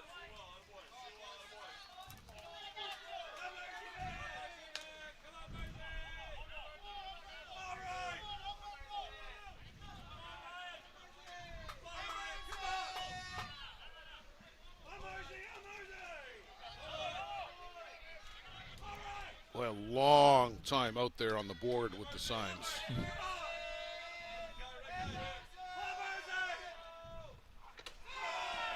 And a real good take for ball 4 by Ryan Marr. Some courage to take that pitch with 2 strikes. All it does is really work in the inside part of that plate, especially on those right-handed batters. So.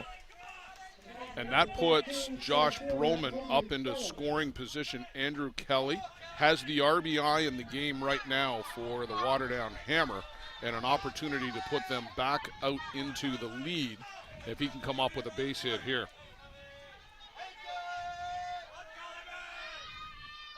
Andrew Kelly with 11 RBI so far in the game, in the tournament, sorry, the IC2 tournament. Looking for number 12 or more.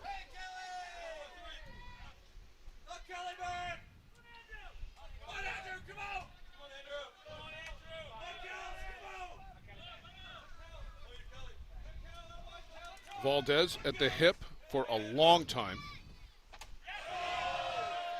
Did he hold up? I didn't see the call, I'm afraid. I got the glare on the monitor here. I think it was a ball. Well, it's 1 ball, 1 strike is the count.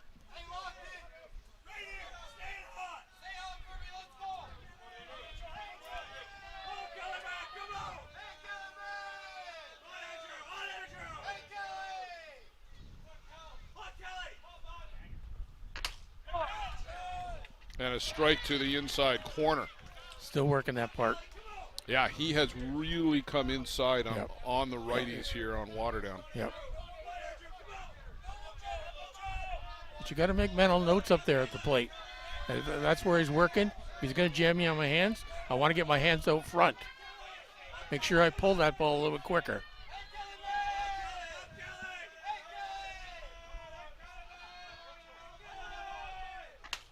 Up and into Andrew Kelly.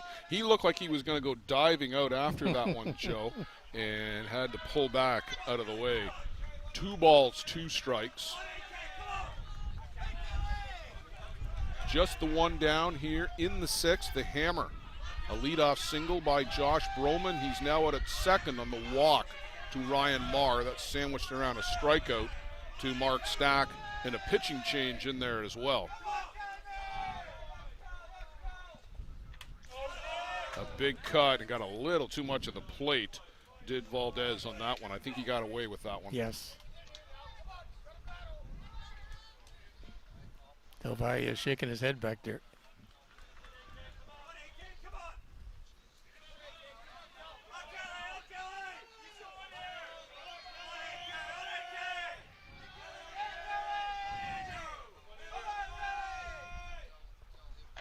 Chases the rise ball upstairs.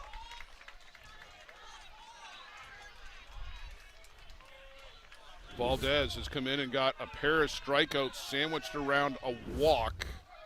And now he's got Riley Coverdale.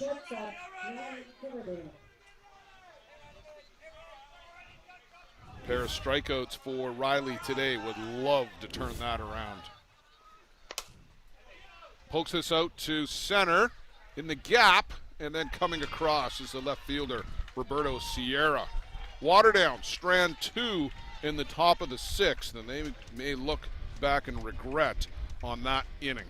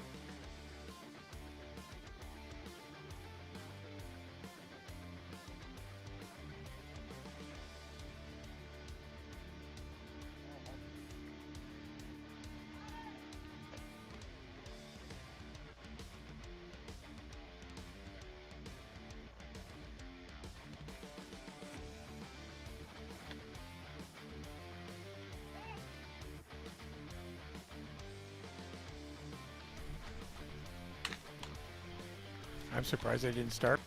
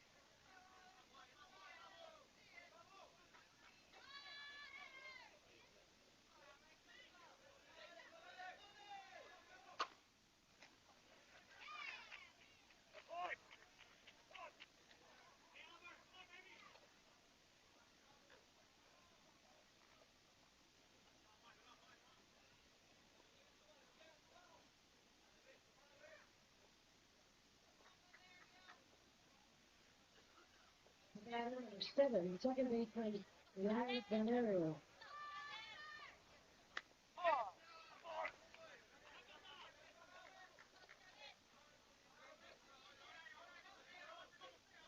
If you go look at the Pueblo Bandits and the Joe Santos Memorial Tournament page, some great photography there from Jennifer Santos. I can't wait to go through all this stuff for the guide later in the season.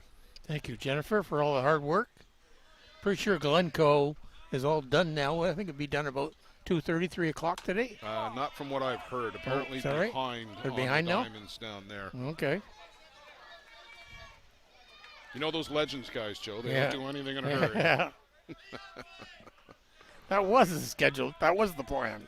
Yeah, Elias Valerio to the plate. Lifts this one up to right. Over near the fence and just falls 3 feet on the other side of these. What are they, 10 or 12-foot fences, 12. Joe? These are 12s, eh? Yep. Had a couple people try to tell me they were 10. I said, no, Joe says they're 12. Yep.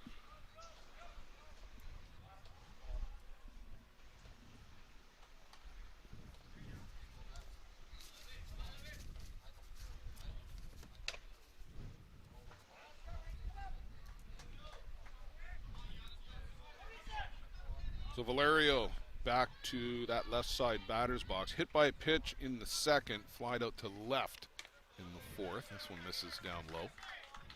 He's had a great ISC tournament. Real tough out the plate.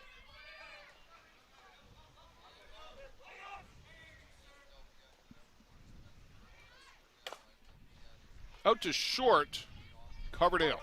Across for the out. Pair of ground balls so far for Pueblo Bandits here in the 6th inning. Roberto Sierra down on strikes in the 2nd and then flew out to center in the 4th.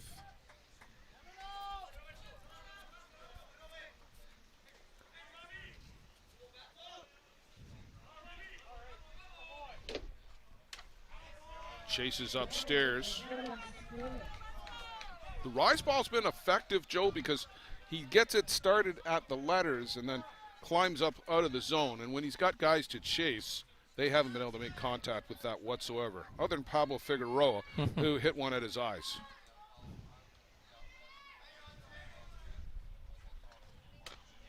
That one's in for a strike on the outside corner. So 0-2 to Sierra. Trying to have just the second 1-2-3 inning is Reese Yancey. This is lifted out, and that's going to go foul on the right side over near the VIP deck. Yancey with 83 pitches so far in the game. That's not too bad, Joe, with 5 innings. 2 out in the 6th. Or 6, yes. Jack Besgrove the other night, Joe, you would have loved it. A complete game with 19 strikeouts, just over 70 pitches. He was unbelievably efficient. Economical.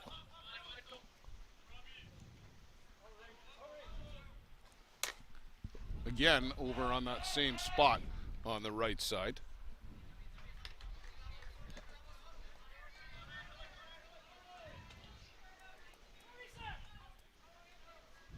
Got a little quiet here, Joe. The Hammer were right up on the screen in the 5th, and we're quiet here in the 6th.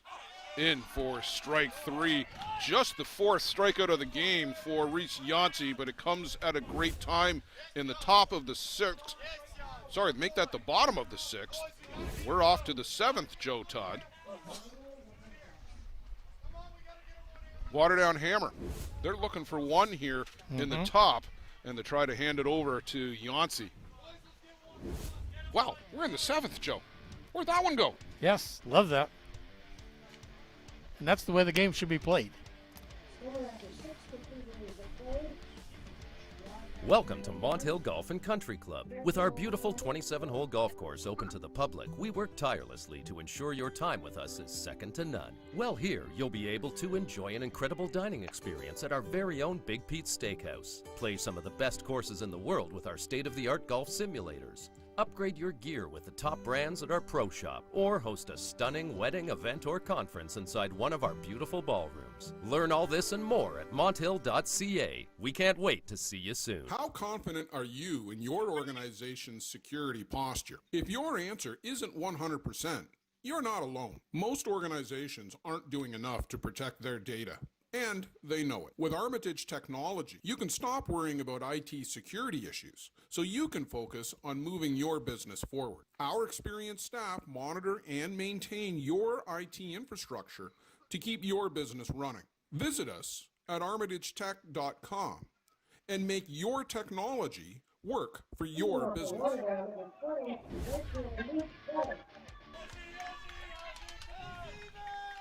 Luke Zettel at the plate here, top of the 7th inning for the Waterdown Hammer. They scored in the 4th.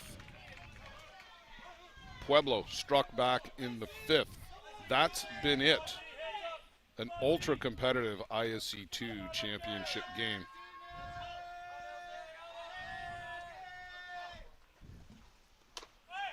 Floats in a changeup. They're going to ask if he went around. No, says Dave Thompson. He's allowed to flinch up there.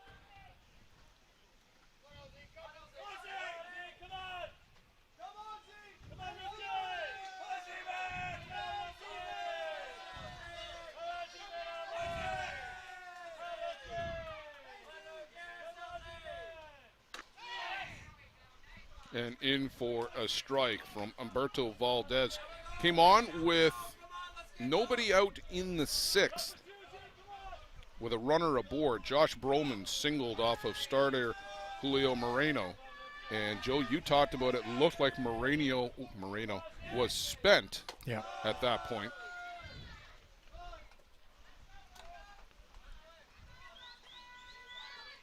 Moreno threw 62 pitches. 42 of them were strikes. Good percentage of strike call. It's been a long week for everybody as we get down to the final day and a half at the ISC World Tournament. Up in the air. Second baseman Elias Valerio calls everybody off 5 steps out onto the grass.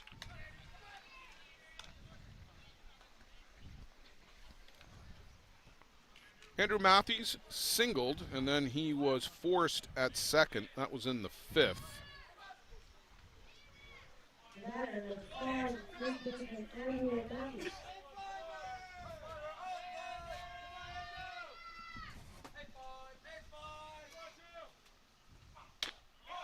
In for a strike from Valdez. 74, Joe, he's been pretty consistent in that mid-70 range, low mid-70.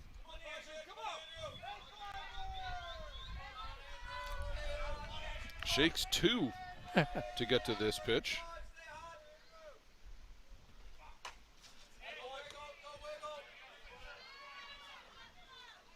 So pretty much the same pitch. So he shook off a changeup in there somewhere to get to that pitch.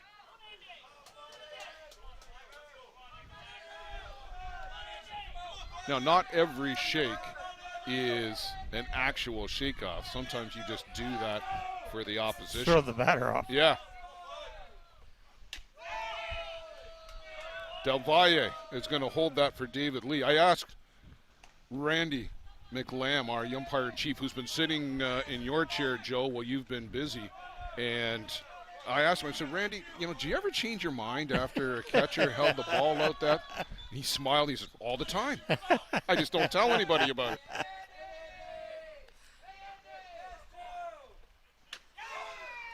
And called strike 3 on the outside corner. Matthews turns and comes back to the first base bench.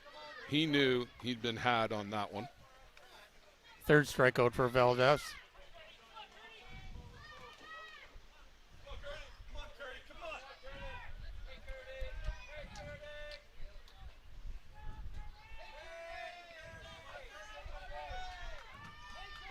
Curtis Roots singled and reached on a fielder's choice in the 5th.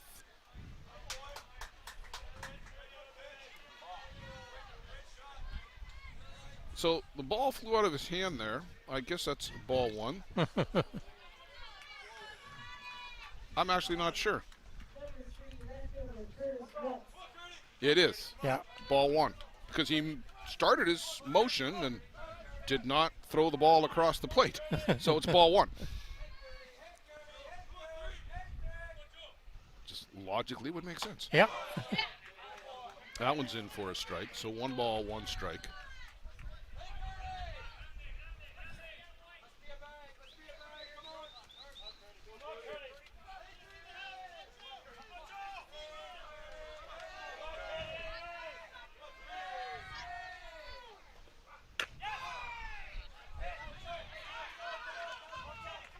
Well, he's been really consistent, Joe, on that side of the plate, whether it's inside to righties, outside to lefties. He's found a spot that he's comfortable with, and he's keeping the ball out there. Yep. You want it, you go get it.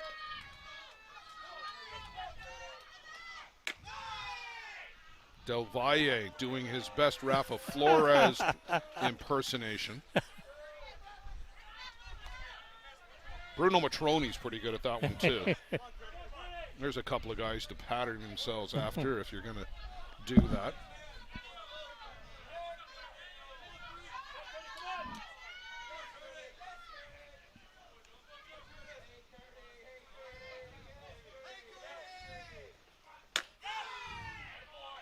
Same pitch, same result.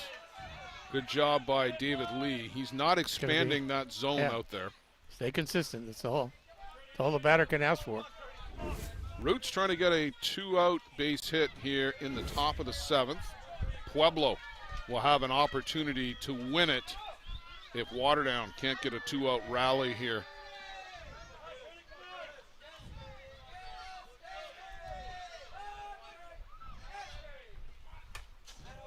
Good cut there by Roots.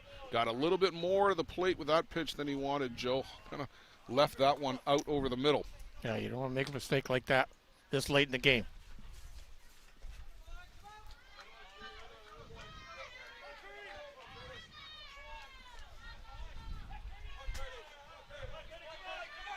Full count on Curtis Roots. Trying to get on here, Joe, by hook or by crook. Well, if you can get that bottom part of the order going for you, that's a bonus.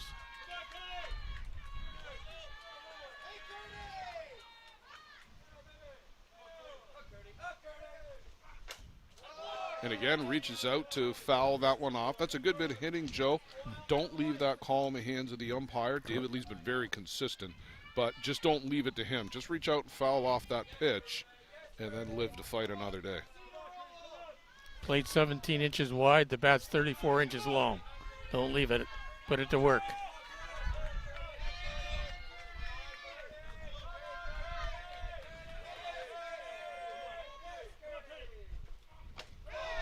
Outside ball 4. That's a terrific at bat by Curtis Roots to work a walk, a 2-out walk. If nothing else, you'll turn the batting order over, should it go to extras.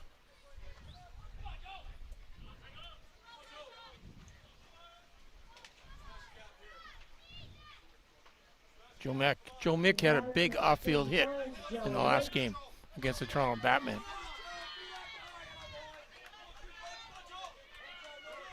Big gap there right now between Valerio and Turkelson.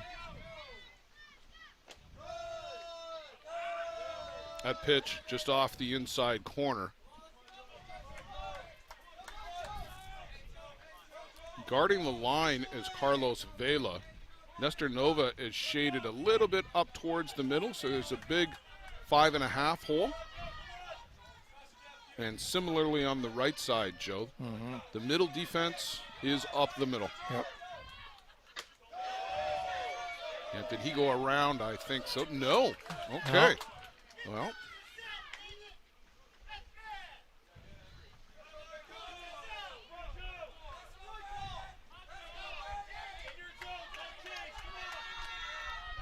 Well, depending on your perspective, that was either a good call by the first base umpire or a terrible call. Yeah. 50-50 call. Well, all depends who you're rooting for. Yeah. Out to Nova, they go the gravy. short way. We're going to go to the bottom of the 7th. Pueblo Bandits will have an opportunity to become 2026 ISC 2 champions. Can they walk it off, or are we going to extras? Come back and find out with us.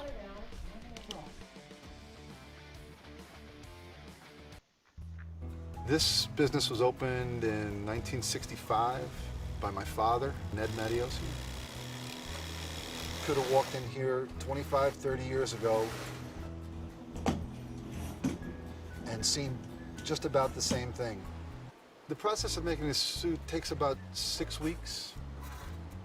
It goes through about 12 or 13 hands as it's moved along the line. It's an old-time place. Making stuff from scratch here in the city at a reasonable cost.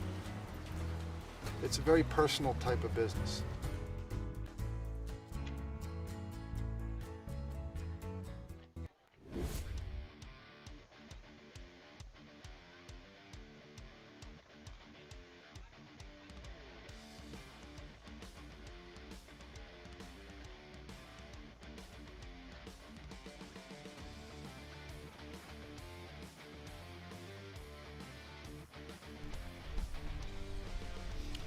Joe Todd, off to the bottom of the 7th we go. Pueblo Bandits, an opportunity to walk it off. It'll be 7, 8, 9, and their batting order: Joel DeMota, Carlos Vela, and Julio Moreno. Reese Yancey trying to make it through 7 for the Waterdown Hammer and give his team a chance in the top of the 8th. We will go to the international tiebreaker runner right away in the 8th inning, should we get there. But we've got 3 outs to get first.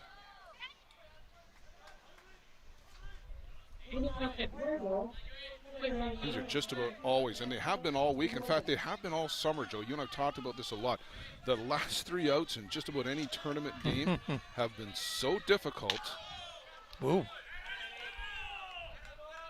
Up and in from Yancey, but it wasn't that close. Ah.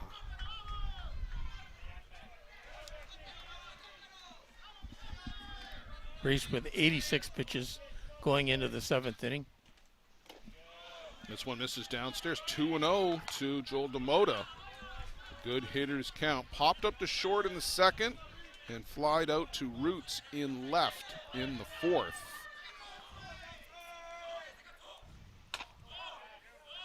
And a pitch.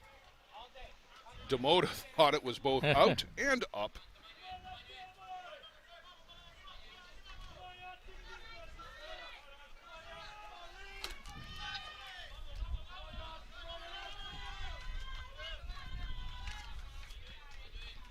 Yancey gets a sign that he likes, and then DeMota steps out.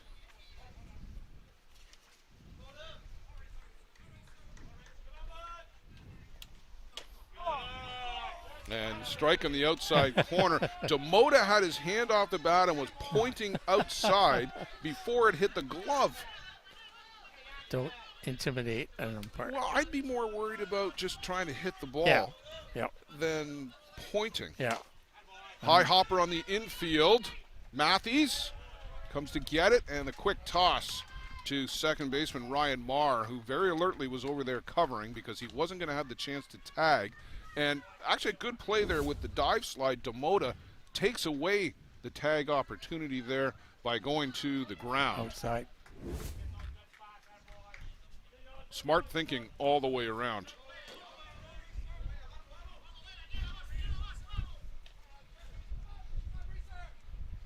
Carlos Vela walked in the 2nd and then hit by a pitch in the 5th. Has a big cut at this one here. Vela was one of those guys, Joe, with the high average coming in. Got on base both times.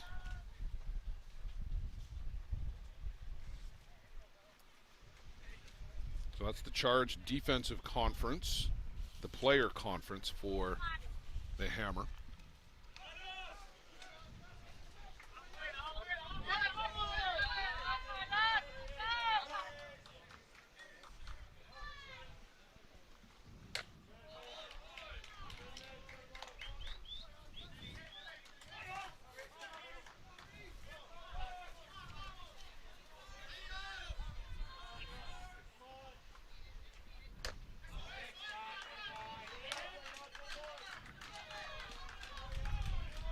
Two and 1 to Carlos Vela.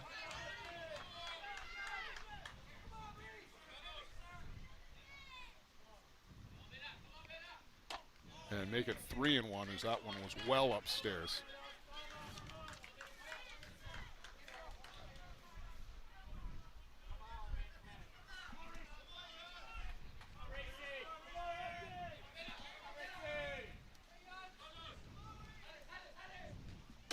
And ball 4, so draws his second walk of the game, and the game-winning run, Joe, is aboard for the Pueblo Bandits. Julio Moreno, designated player. Sacrifice bunt in the 5th. Do you try and move him into scoring position with one out here? Oh, he's swinging away there. I see you're busy, Joe. I will, and listen, I'm not being at all critical about that. I'm literally saying I see you're busy, so I will I leave you to it. You have got some administrative duties here in advance of the end of this game, so I'll leave you to it. I'll carry it from here. Bunting now, picked up, and a good play there by Joe Mick, but they get that runner into scoring position. That's the second really good sacrifice bunt that Julio Moreno has laid down. And now you turn it over to Valdi Turkelson. And,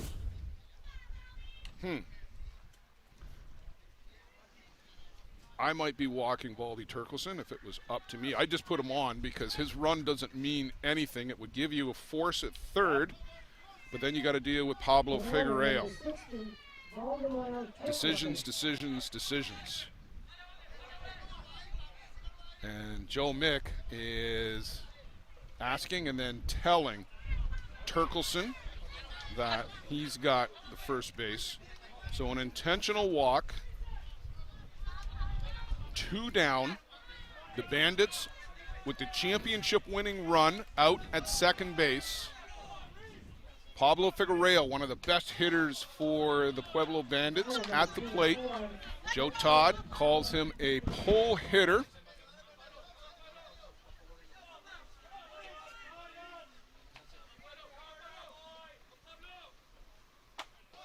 Upstairs.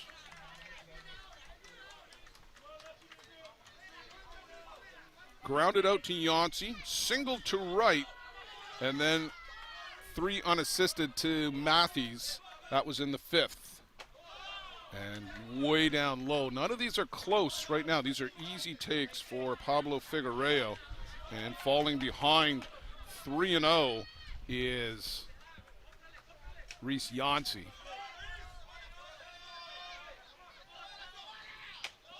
And ball 4, a 4-pitch walk to load the bases here in the bottom of the 7th.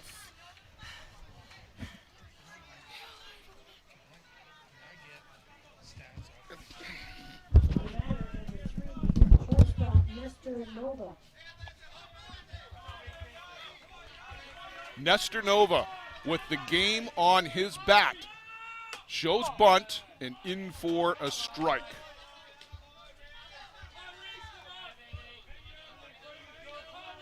Nova, fly ball out to left field, and a pair of groundouts on the left side. Swing and a miss. Yancey ahead, 0-2.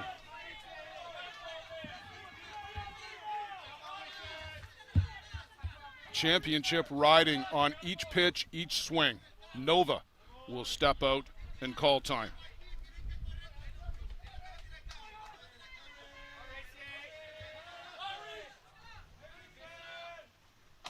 And upstairs, a good 0-2 pitch. Can't get Nova to chase, so 1 ball, 2 strikes.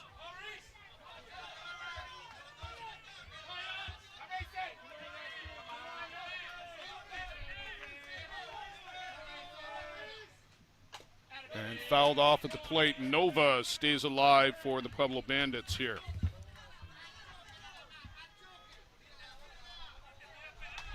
No place to put him. Got to make a play on defense. Any base.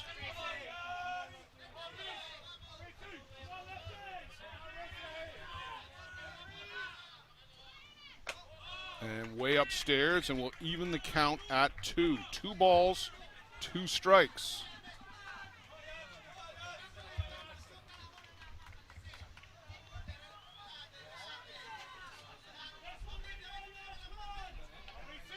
Yancey. And this one downstairs, 3-2. From 0-2 to 3-2. The championship will come down to this pitch. Everybody at Pueblo on their feet.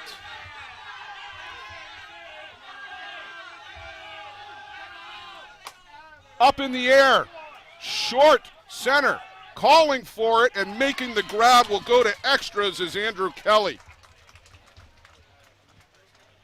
Pueblo comes oh so close, but we're going to go to extras with the Waterdown Hammer escaping by their chinny chin chin. Peligro Sports provides the essentials needed to give your team an edge on the field. Our brand is rooted in creating a unique experience tailored to the specific needs of your team to ensure your performance is at the best level to execute plays. At Peligro Sports, we rally behind our athletes and understand their fight to take their game to a dangerous level. Visit our store at 2200 Amsterdam Avenue in New York City or see us online at peligrosportsnyc.com. Thanks to Jose and Peligro Sports for their support of the broadcast program.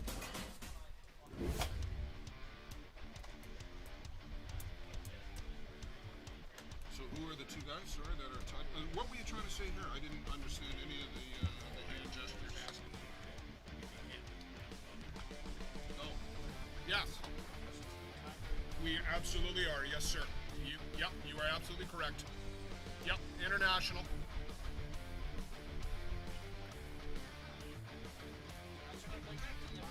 Yeah, it's ISC 2. Same in Legends. Not in the Worlds, no.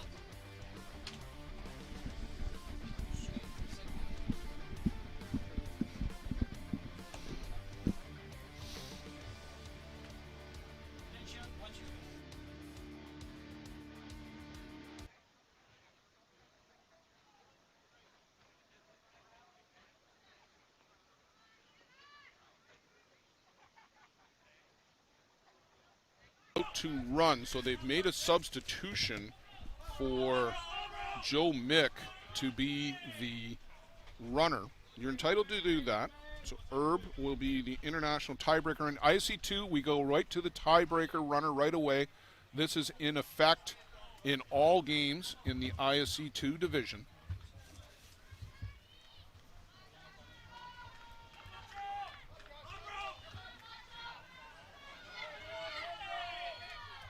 And it's the top of the shop for the Waterdown Hammer. Josh Broman, Mark Stack, Ryan Marr.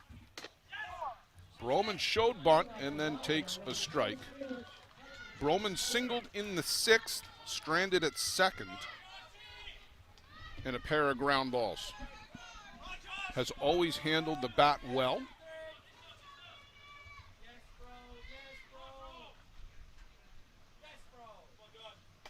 And drops down the bunt. It's a good one. Carlos Vela up and over to first to Turkelson for the out.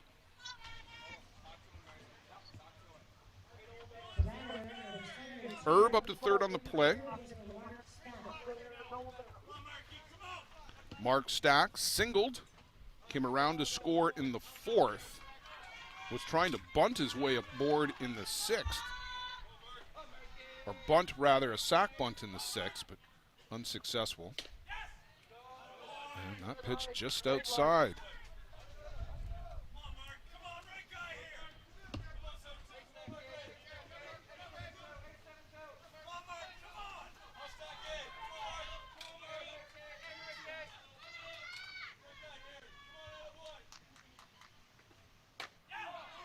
Had a notion to go, but takes a called strike.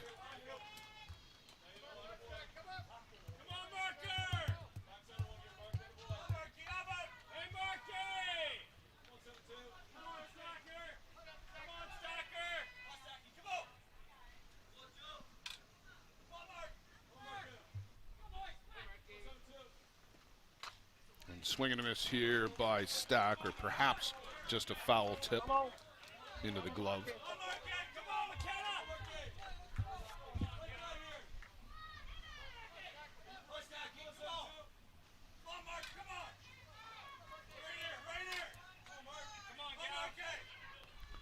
Valdez, he's a long time at the hip. Boy, every pitch. And he has not been able to consistently dial in that corner, Joe. He's just missing that by a ball's width. But he's living on that side of the plate. We picked up on that. You picked up on it. He was going there consistently with the righties, and he stayed on that side of the plate with the lefties.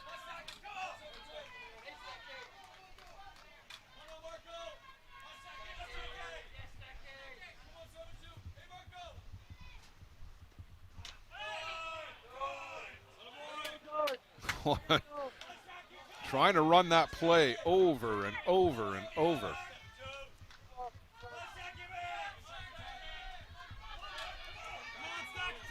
Three and two to Mark Stack.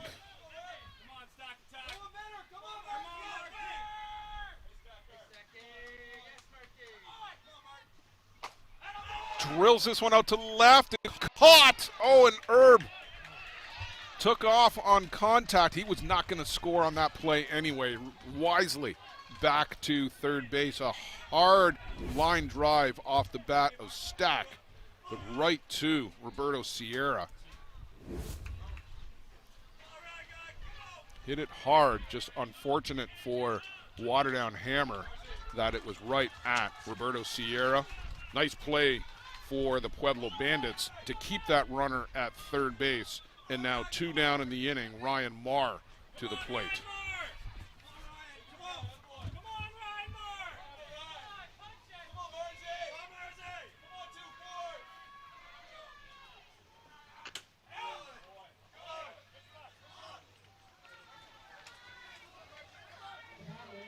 Same side of the plate, in tight to Ryan Marr. Can't find the location that David Lee is looking for.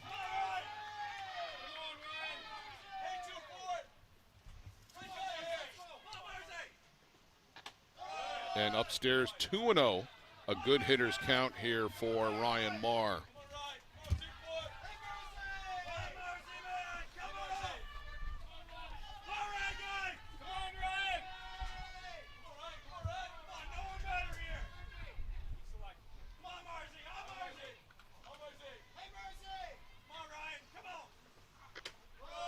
And inside again to the righties. They keep trying to work that side of the plate.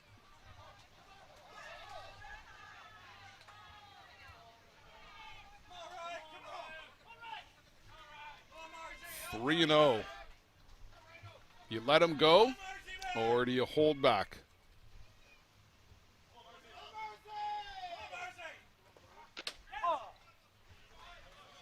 Well, taking all the way was Ryan Marr, and I think probably a good idea too. He hasn't really been leaving anything out over the plate for the Hammer. It's all been around the edges.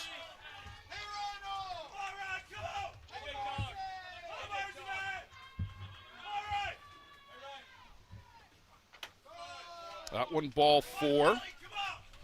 Tried to go back inside again and misses inside. So runners on the corners for Andrew Kelly. Andrew Kelly's had quite a tournament for Waterdown this week. Joe Tots' 11 RBIs, including 1 in this game.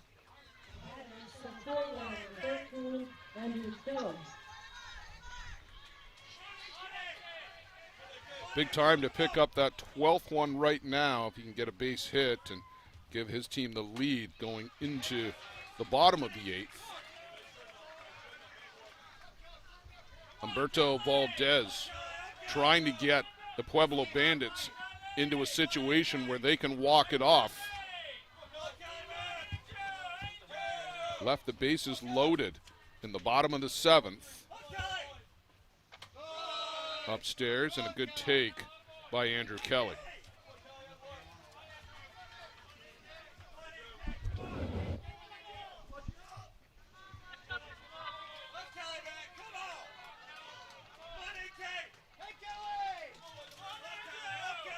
Derek Erb is the runner at third, pinch running for Joe Mick. And a good cut, but foul tip off the pad of Alex Delvalle.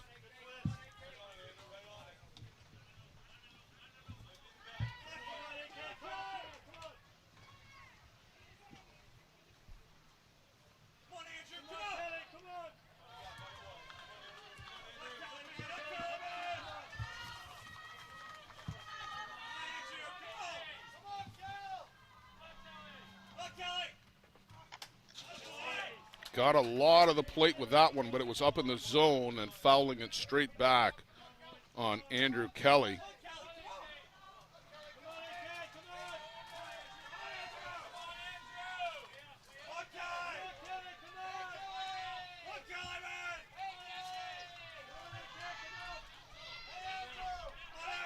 A long look in, shakes one, comes to an agreement with Delvalle, and then steps off. And time by Humberto Valdez.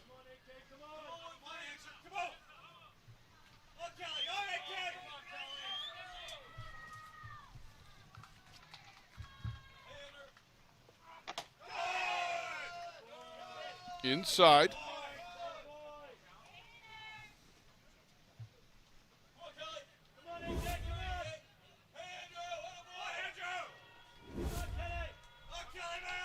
You saw the flight scope pitch tracker.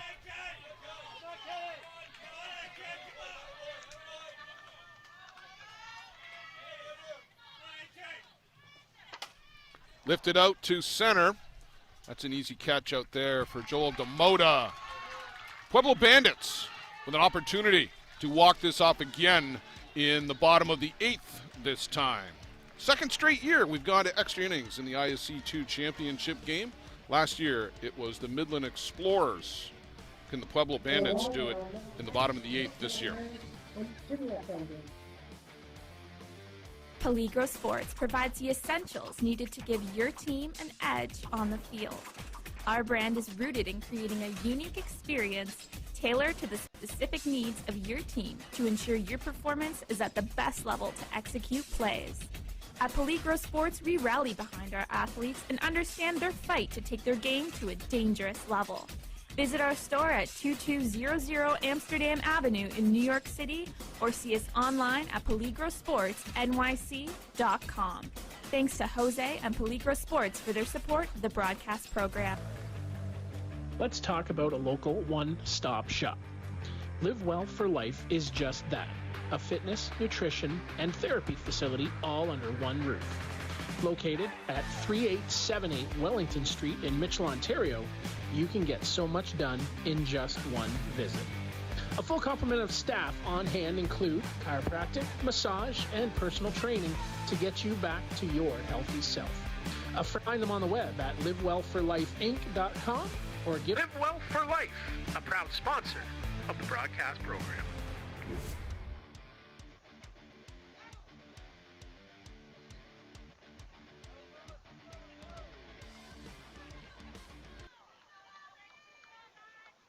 You know what?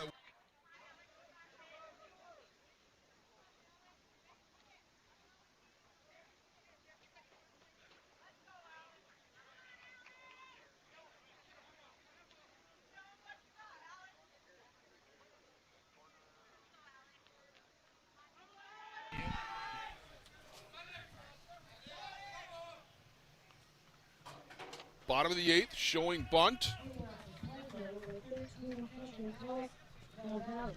Alex Delvalle handles the bat well. Strikeout and a pair of groundouts for Alex, but almost certainly bunting. Nestor Nova, who's got good wheels, is the tiebreaker runner. Gets the bunt down and now 60 feet away for the Pueblo Bandits. They were in this situation in the 7th, and they couldn't get the winning run over.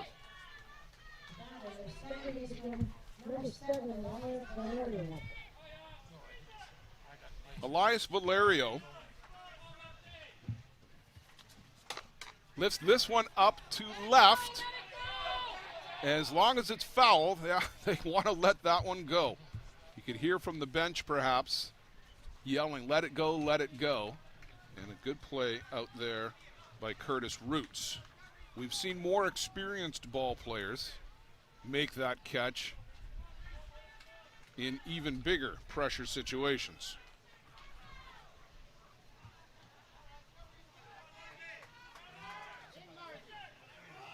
So Valerio, the long strike.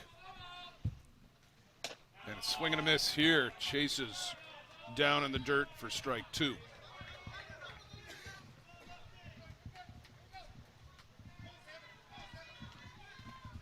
Yancey the whole way for the Waterdown Hammer. Humberto Valdez came on in relief of the starter. This may do it.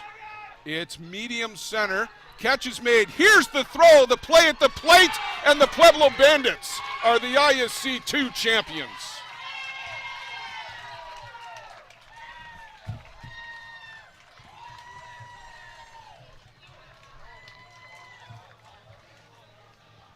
Valerio with the sac fly RBI. A decent enough throw from Andrew Kelly, but it's a little bit up the line, but Nestor Nova runs very well. It was going to need to be perfect. He scores. Pueblo Bandits 2-1 winners here in extras. A terrific ISC 2 championship game. Congratulations to the Pueblo Bandits. And maybe Nick Santos smiling down.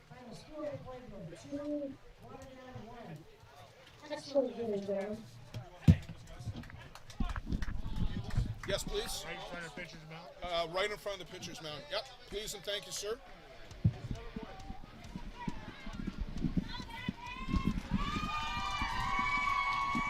Folks, stay tuned for the ISC 2 awards ceremony. We're going to bring that to you out in front of the pitcher's mound here on the field. Give us about 4 or 5 minutes for everything to get set up. Joe Todd putting the last-minute touches on all the ISC 2 awards, and we'll have that for you coming up here on Softball Premier TV and the ISC Network. Around 7:15, 7:30, it's the winner bracket final, the undefeated game. The immovable force, the irresistible object, the Hill United Chiefs and the Bear Creek Gremlins. They're going to meet one more time.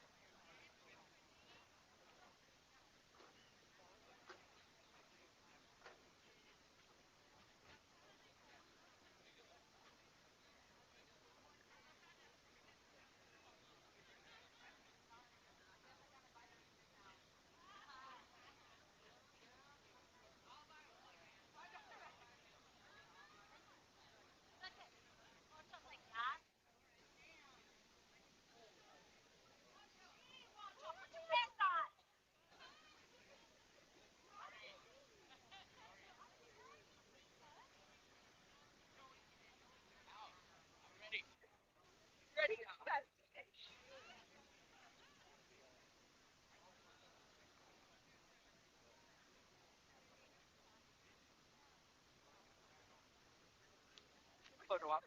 I lost a lot with one of them. It's in my hand.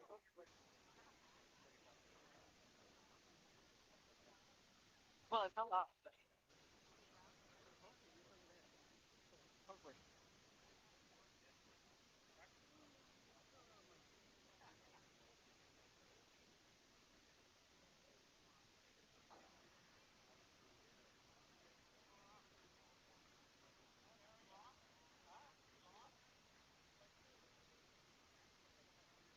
On behalf of the International Softball Congress, we'd like to congratulate and thank all of the teams that competed in the 2026 ISC2 tournament. We appreciate the time and effort that all of you have expended in making this our 80th World Tournament and our ISC2 tournament since 2002 a real success. Congratulations, everybody. How about a hand for these two teams? A fantastic ISC2 championship game. Thanks also to our host for this year's tournament, the Bear Creek Sports and Entertainment Group, for their hospitality and all they've done to make this tournament possible. At this time, can we get a representative from the Waterdown Hammer?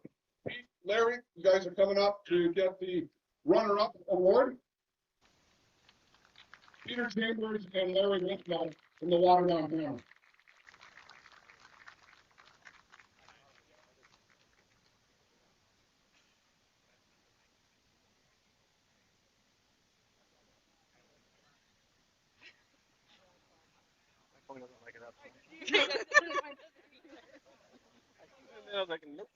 Just kidding.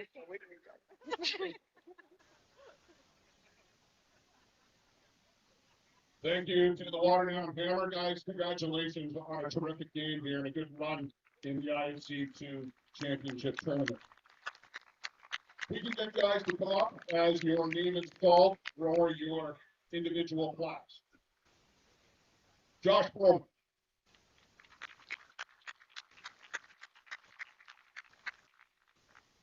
Mark Stack.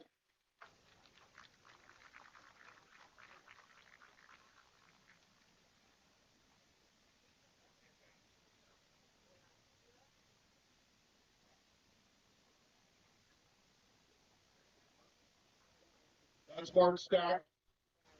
Ryan Long.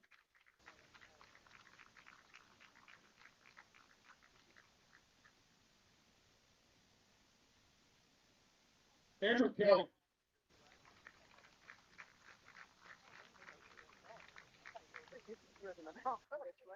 Riley Coverdale.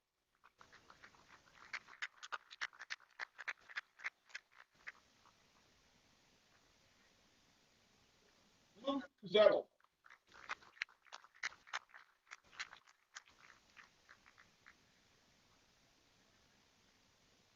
Andrew Matthews.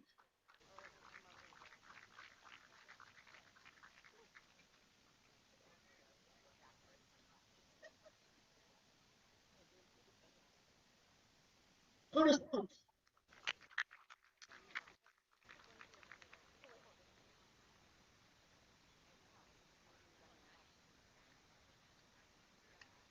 Joe Mick.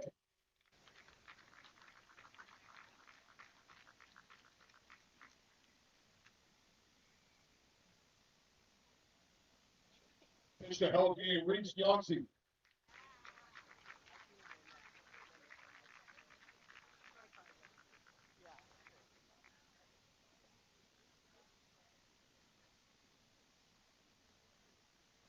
Kirk Santella.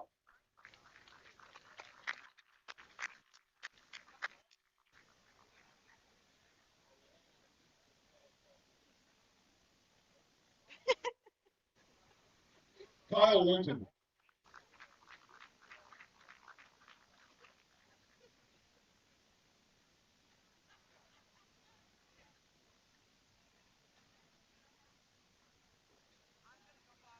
Dave Bearfly.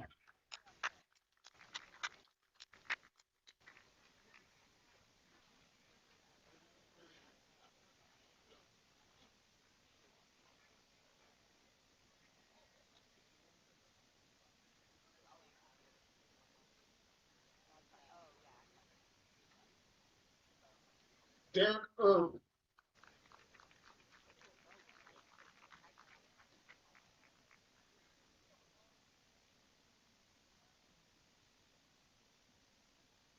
Devin Carson.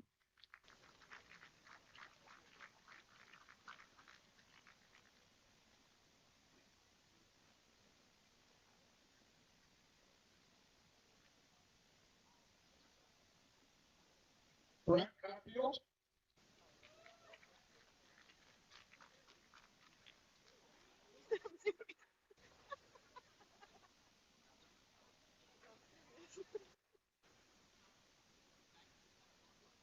Larry Whitfield.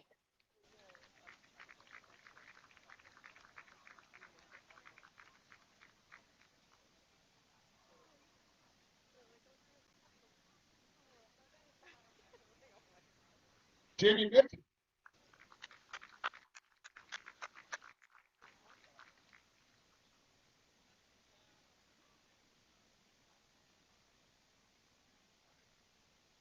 And sponsor and manager, and this year's Denny Department Award winner as well, Peter Chambers.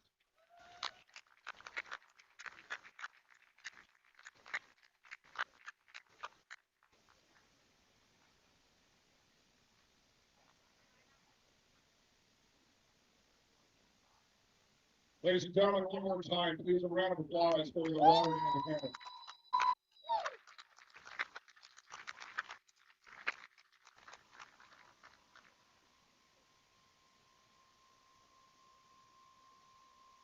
Let's get a representative from the Pueblo Bandits to come accept the 2026 ISC2 Championship Trophy.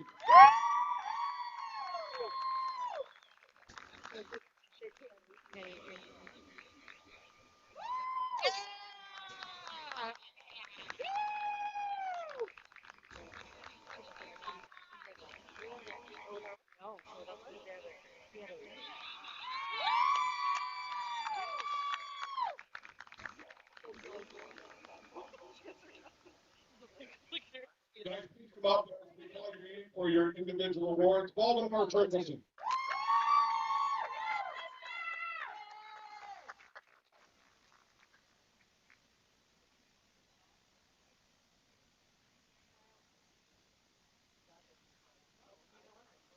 Pablo Figueroa.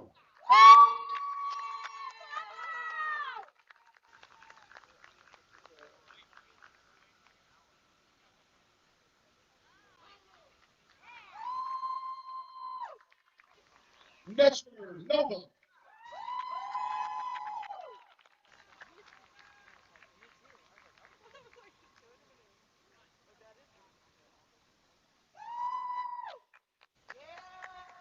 Catcher Alex Del Valle.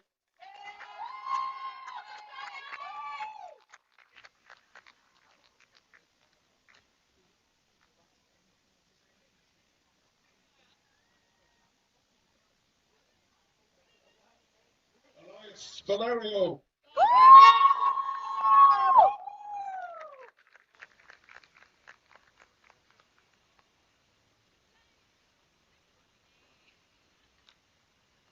Roberto Vieira.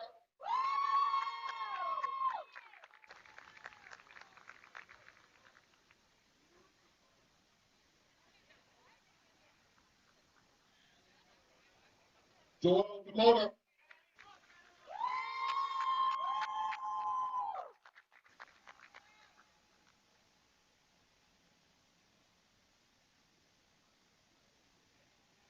Carlos Vela.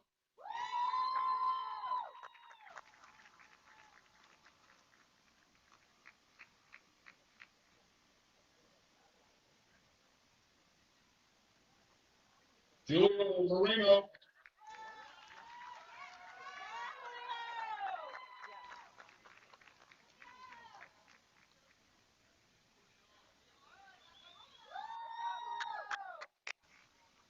Humberto Valdez.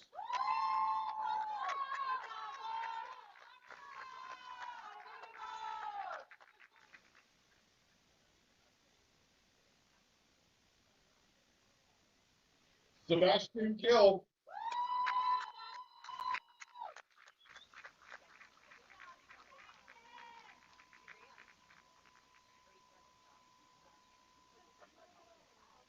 William Chavez.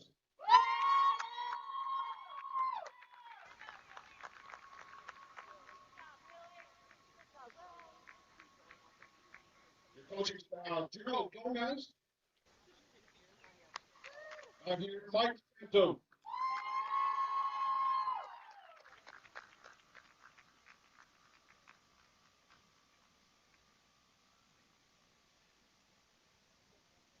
Manager, Gary Santo.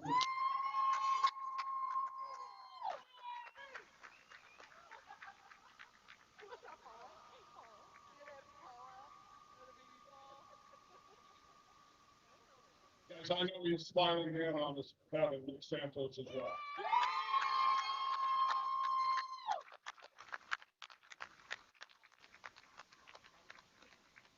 Okay, now we're now going to present the ISC individual awards to the following player.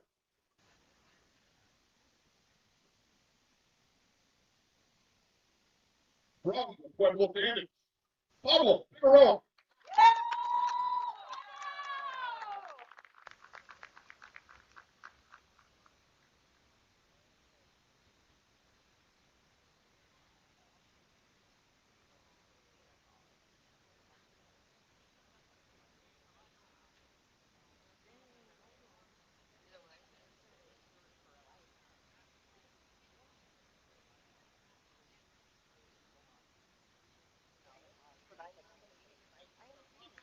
From Pueblo, Roberto Sierra.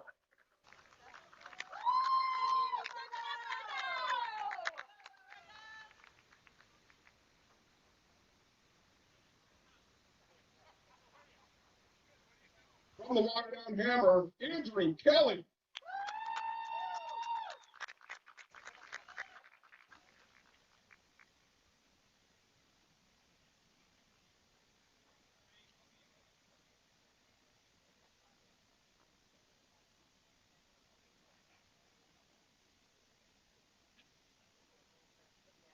From the Pueblo Bandits, Elias Valerio.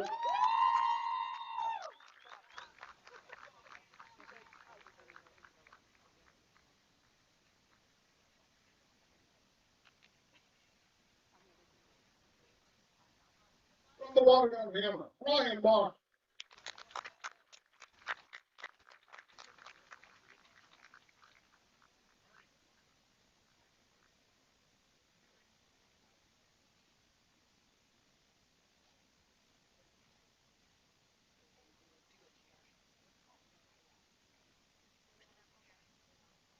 From the Pueblo Bandits, Carlos Vela.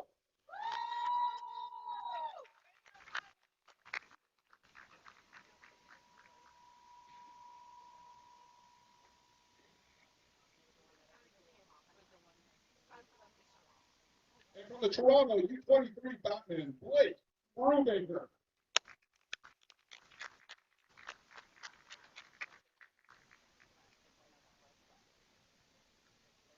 Pueblo Bandit, Alex Del Valle.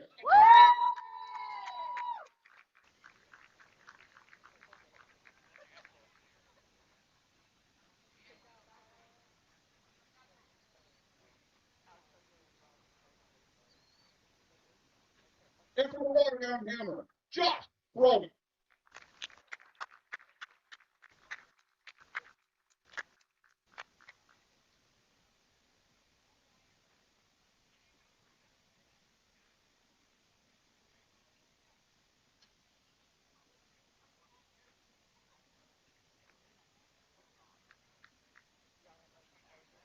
The all-tournament team pitchers from the Pueblo Bandits, Julio Moreno.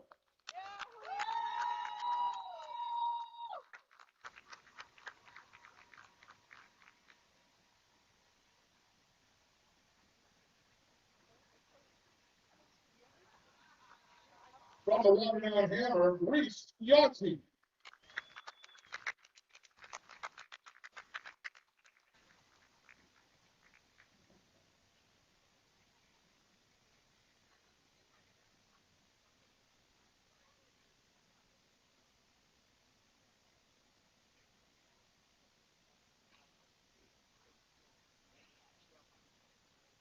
And from the Townsend Tide, Will Schlotzauer.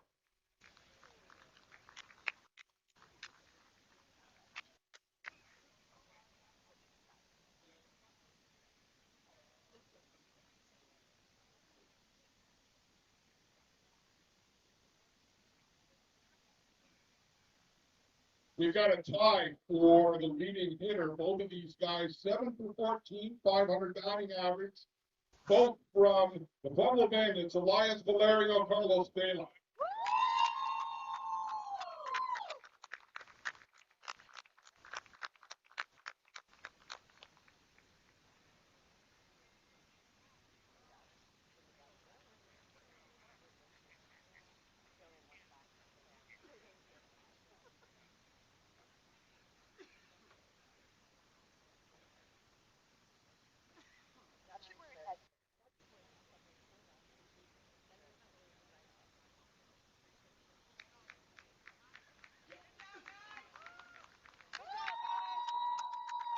Leading the ISC2 tournament in RBIs with 11 from the Waterdown Hammer, Andrew Kelly.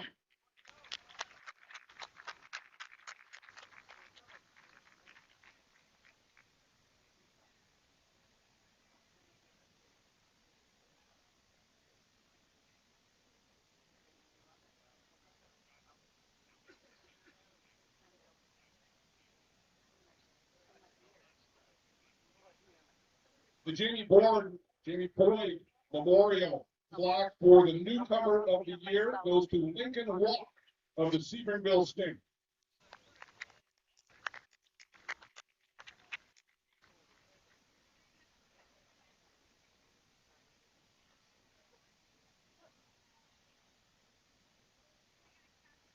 '26 outstanding pitcher in ISC2, Julio Moreno from the Pueblo Bandits.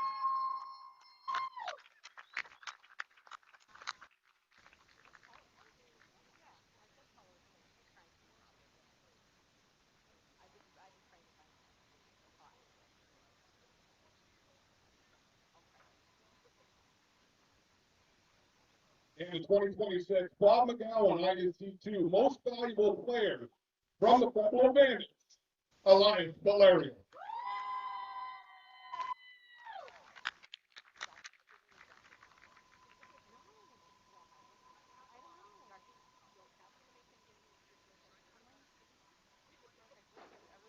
One more time, congratulations to the Pueblo Bandits, to champions, and on behalf of everybody here at the ISC, thank you to all of our players, fans, sponsors, the host committee, in making this 2026 ISC2 tournament possible. Everybody travel safely, and we hope to see everybody next year in Saskatoon. Congratulations. So,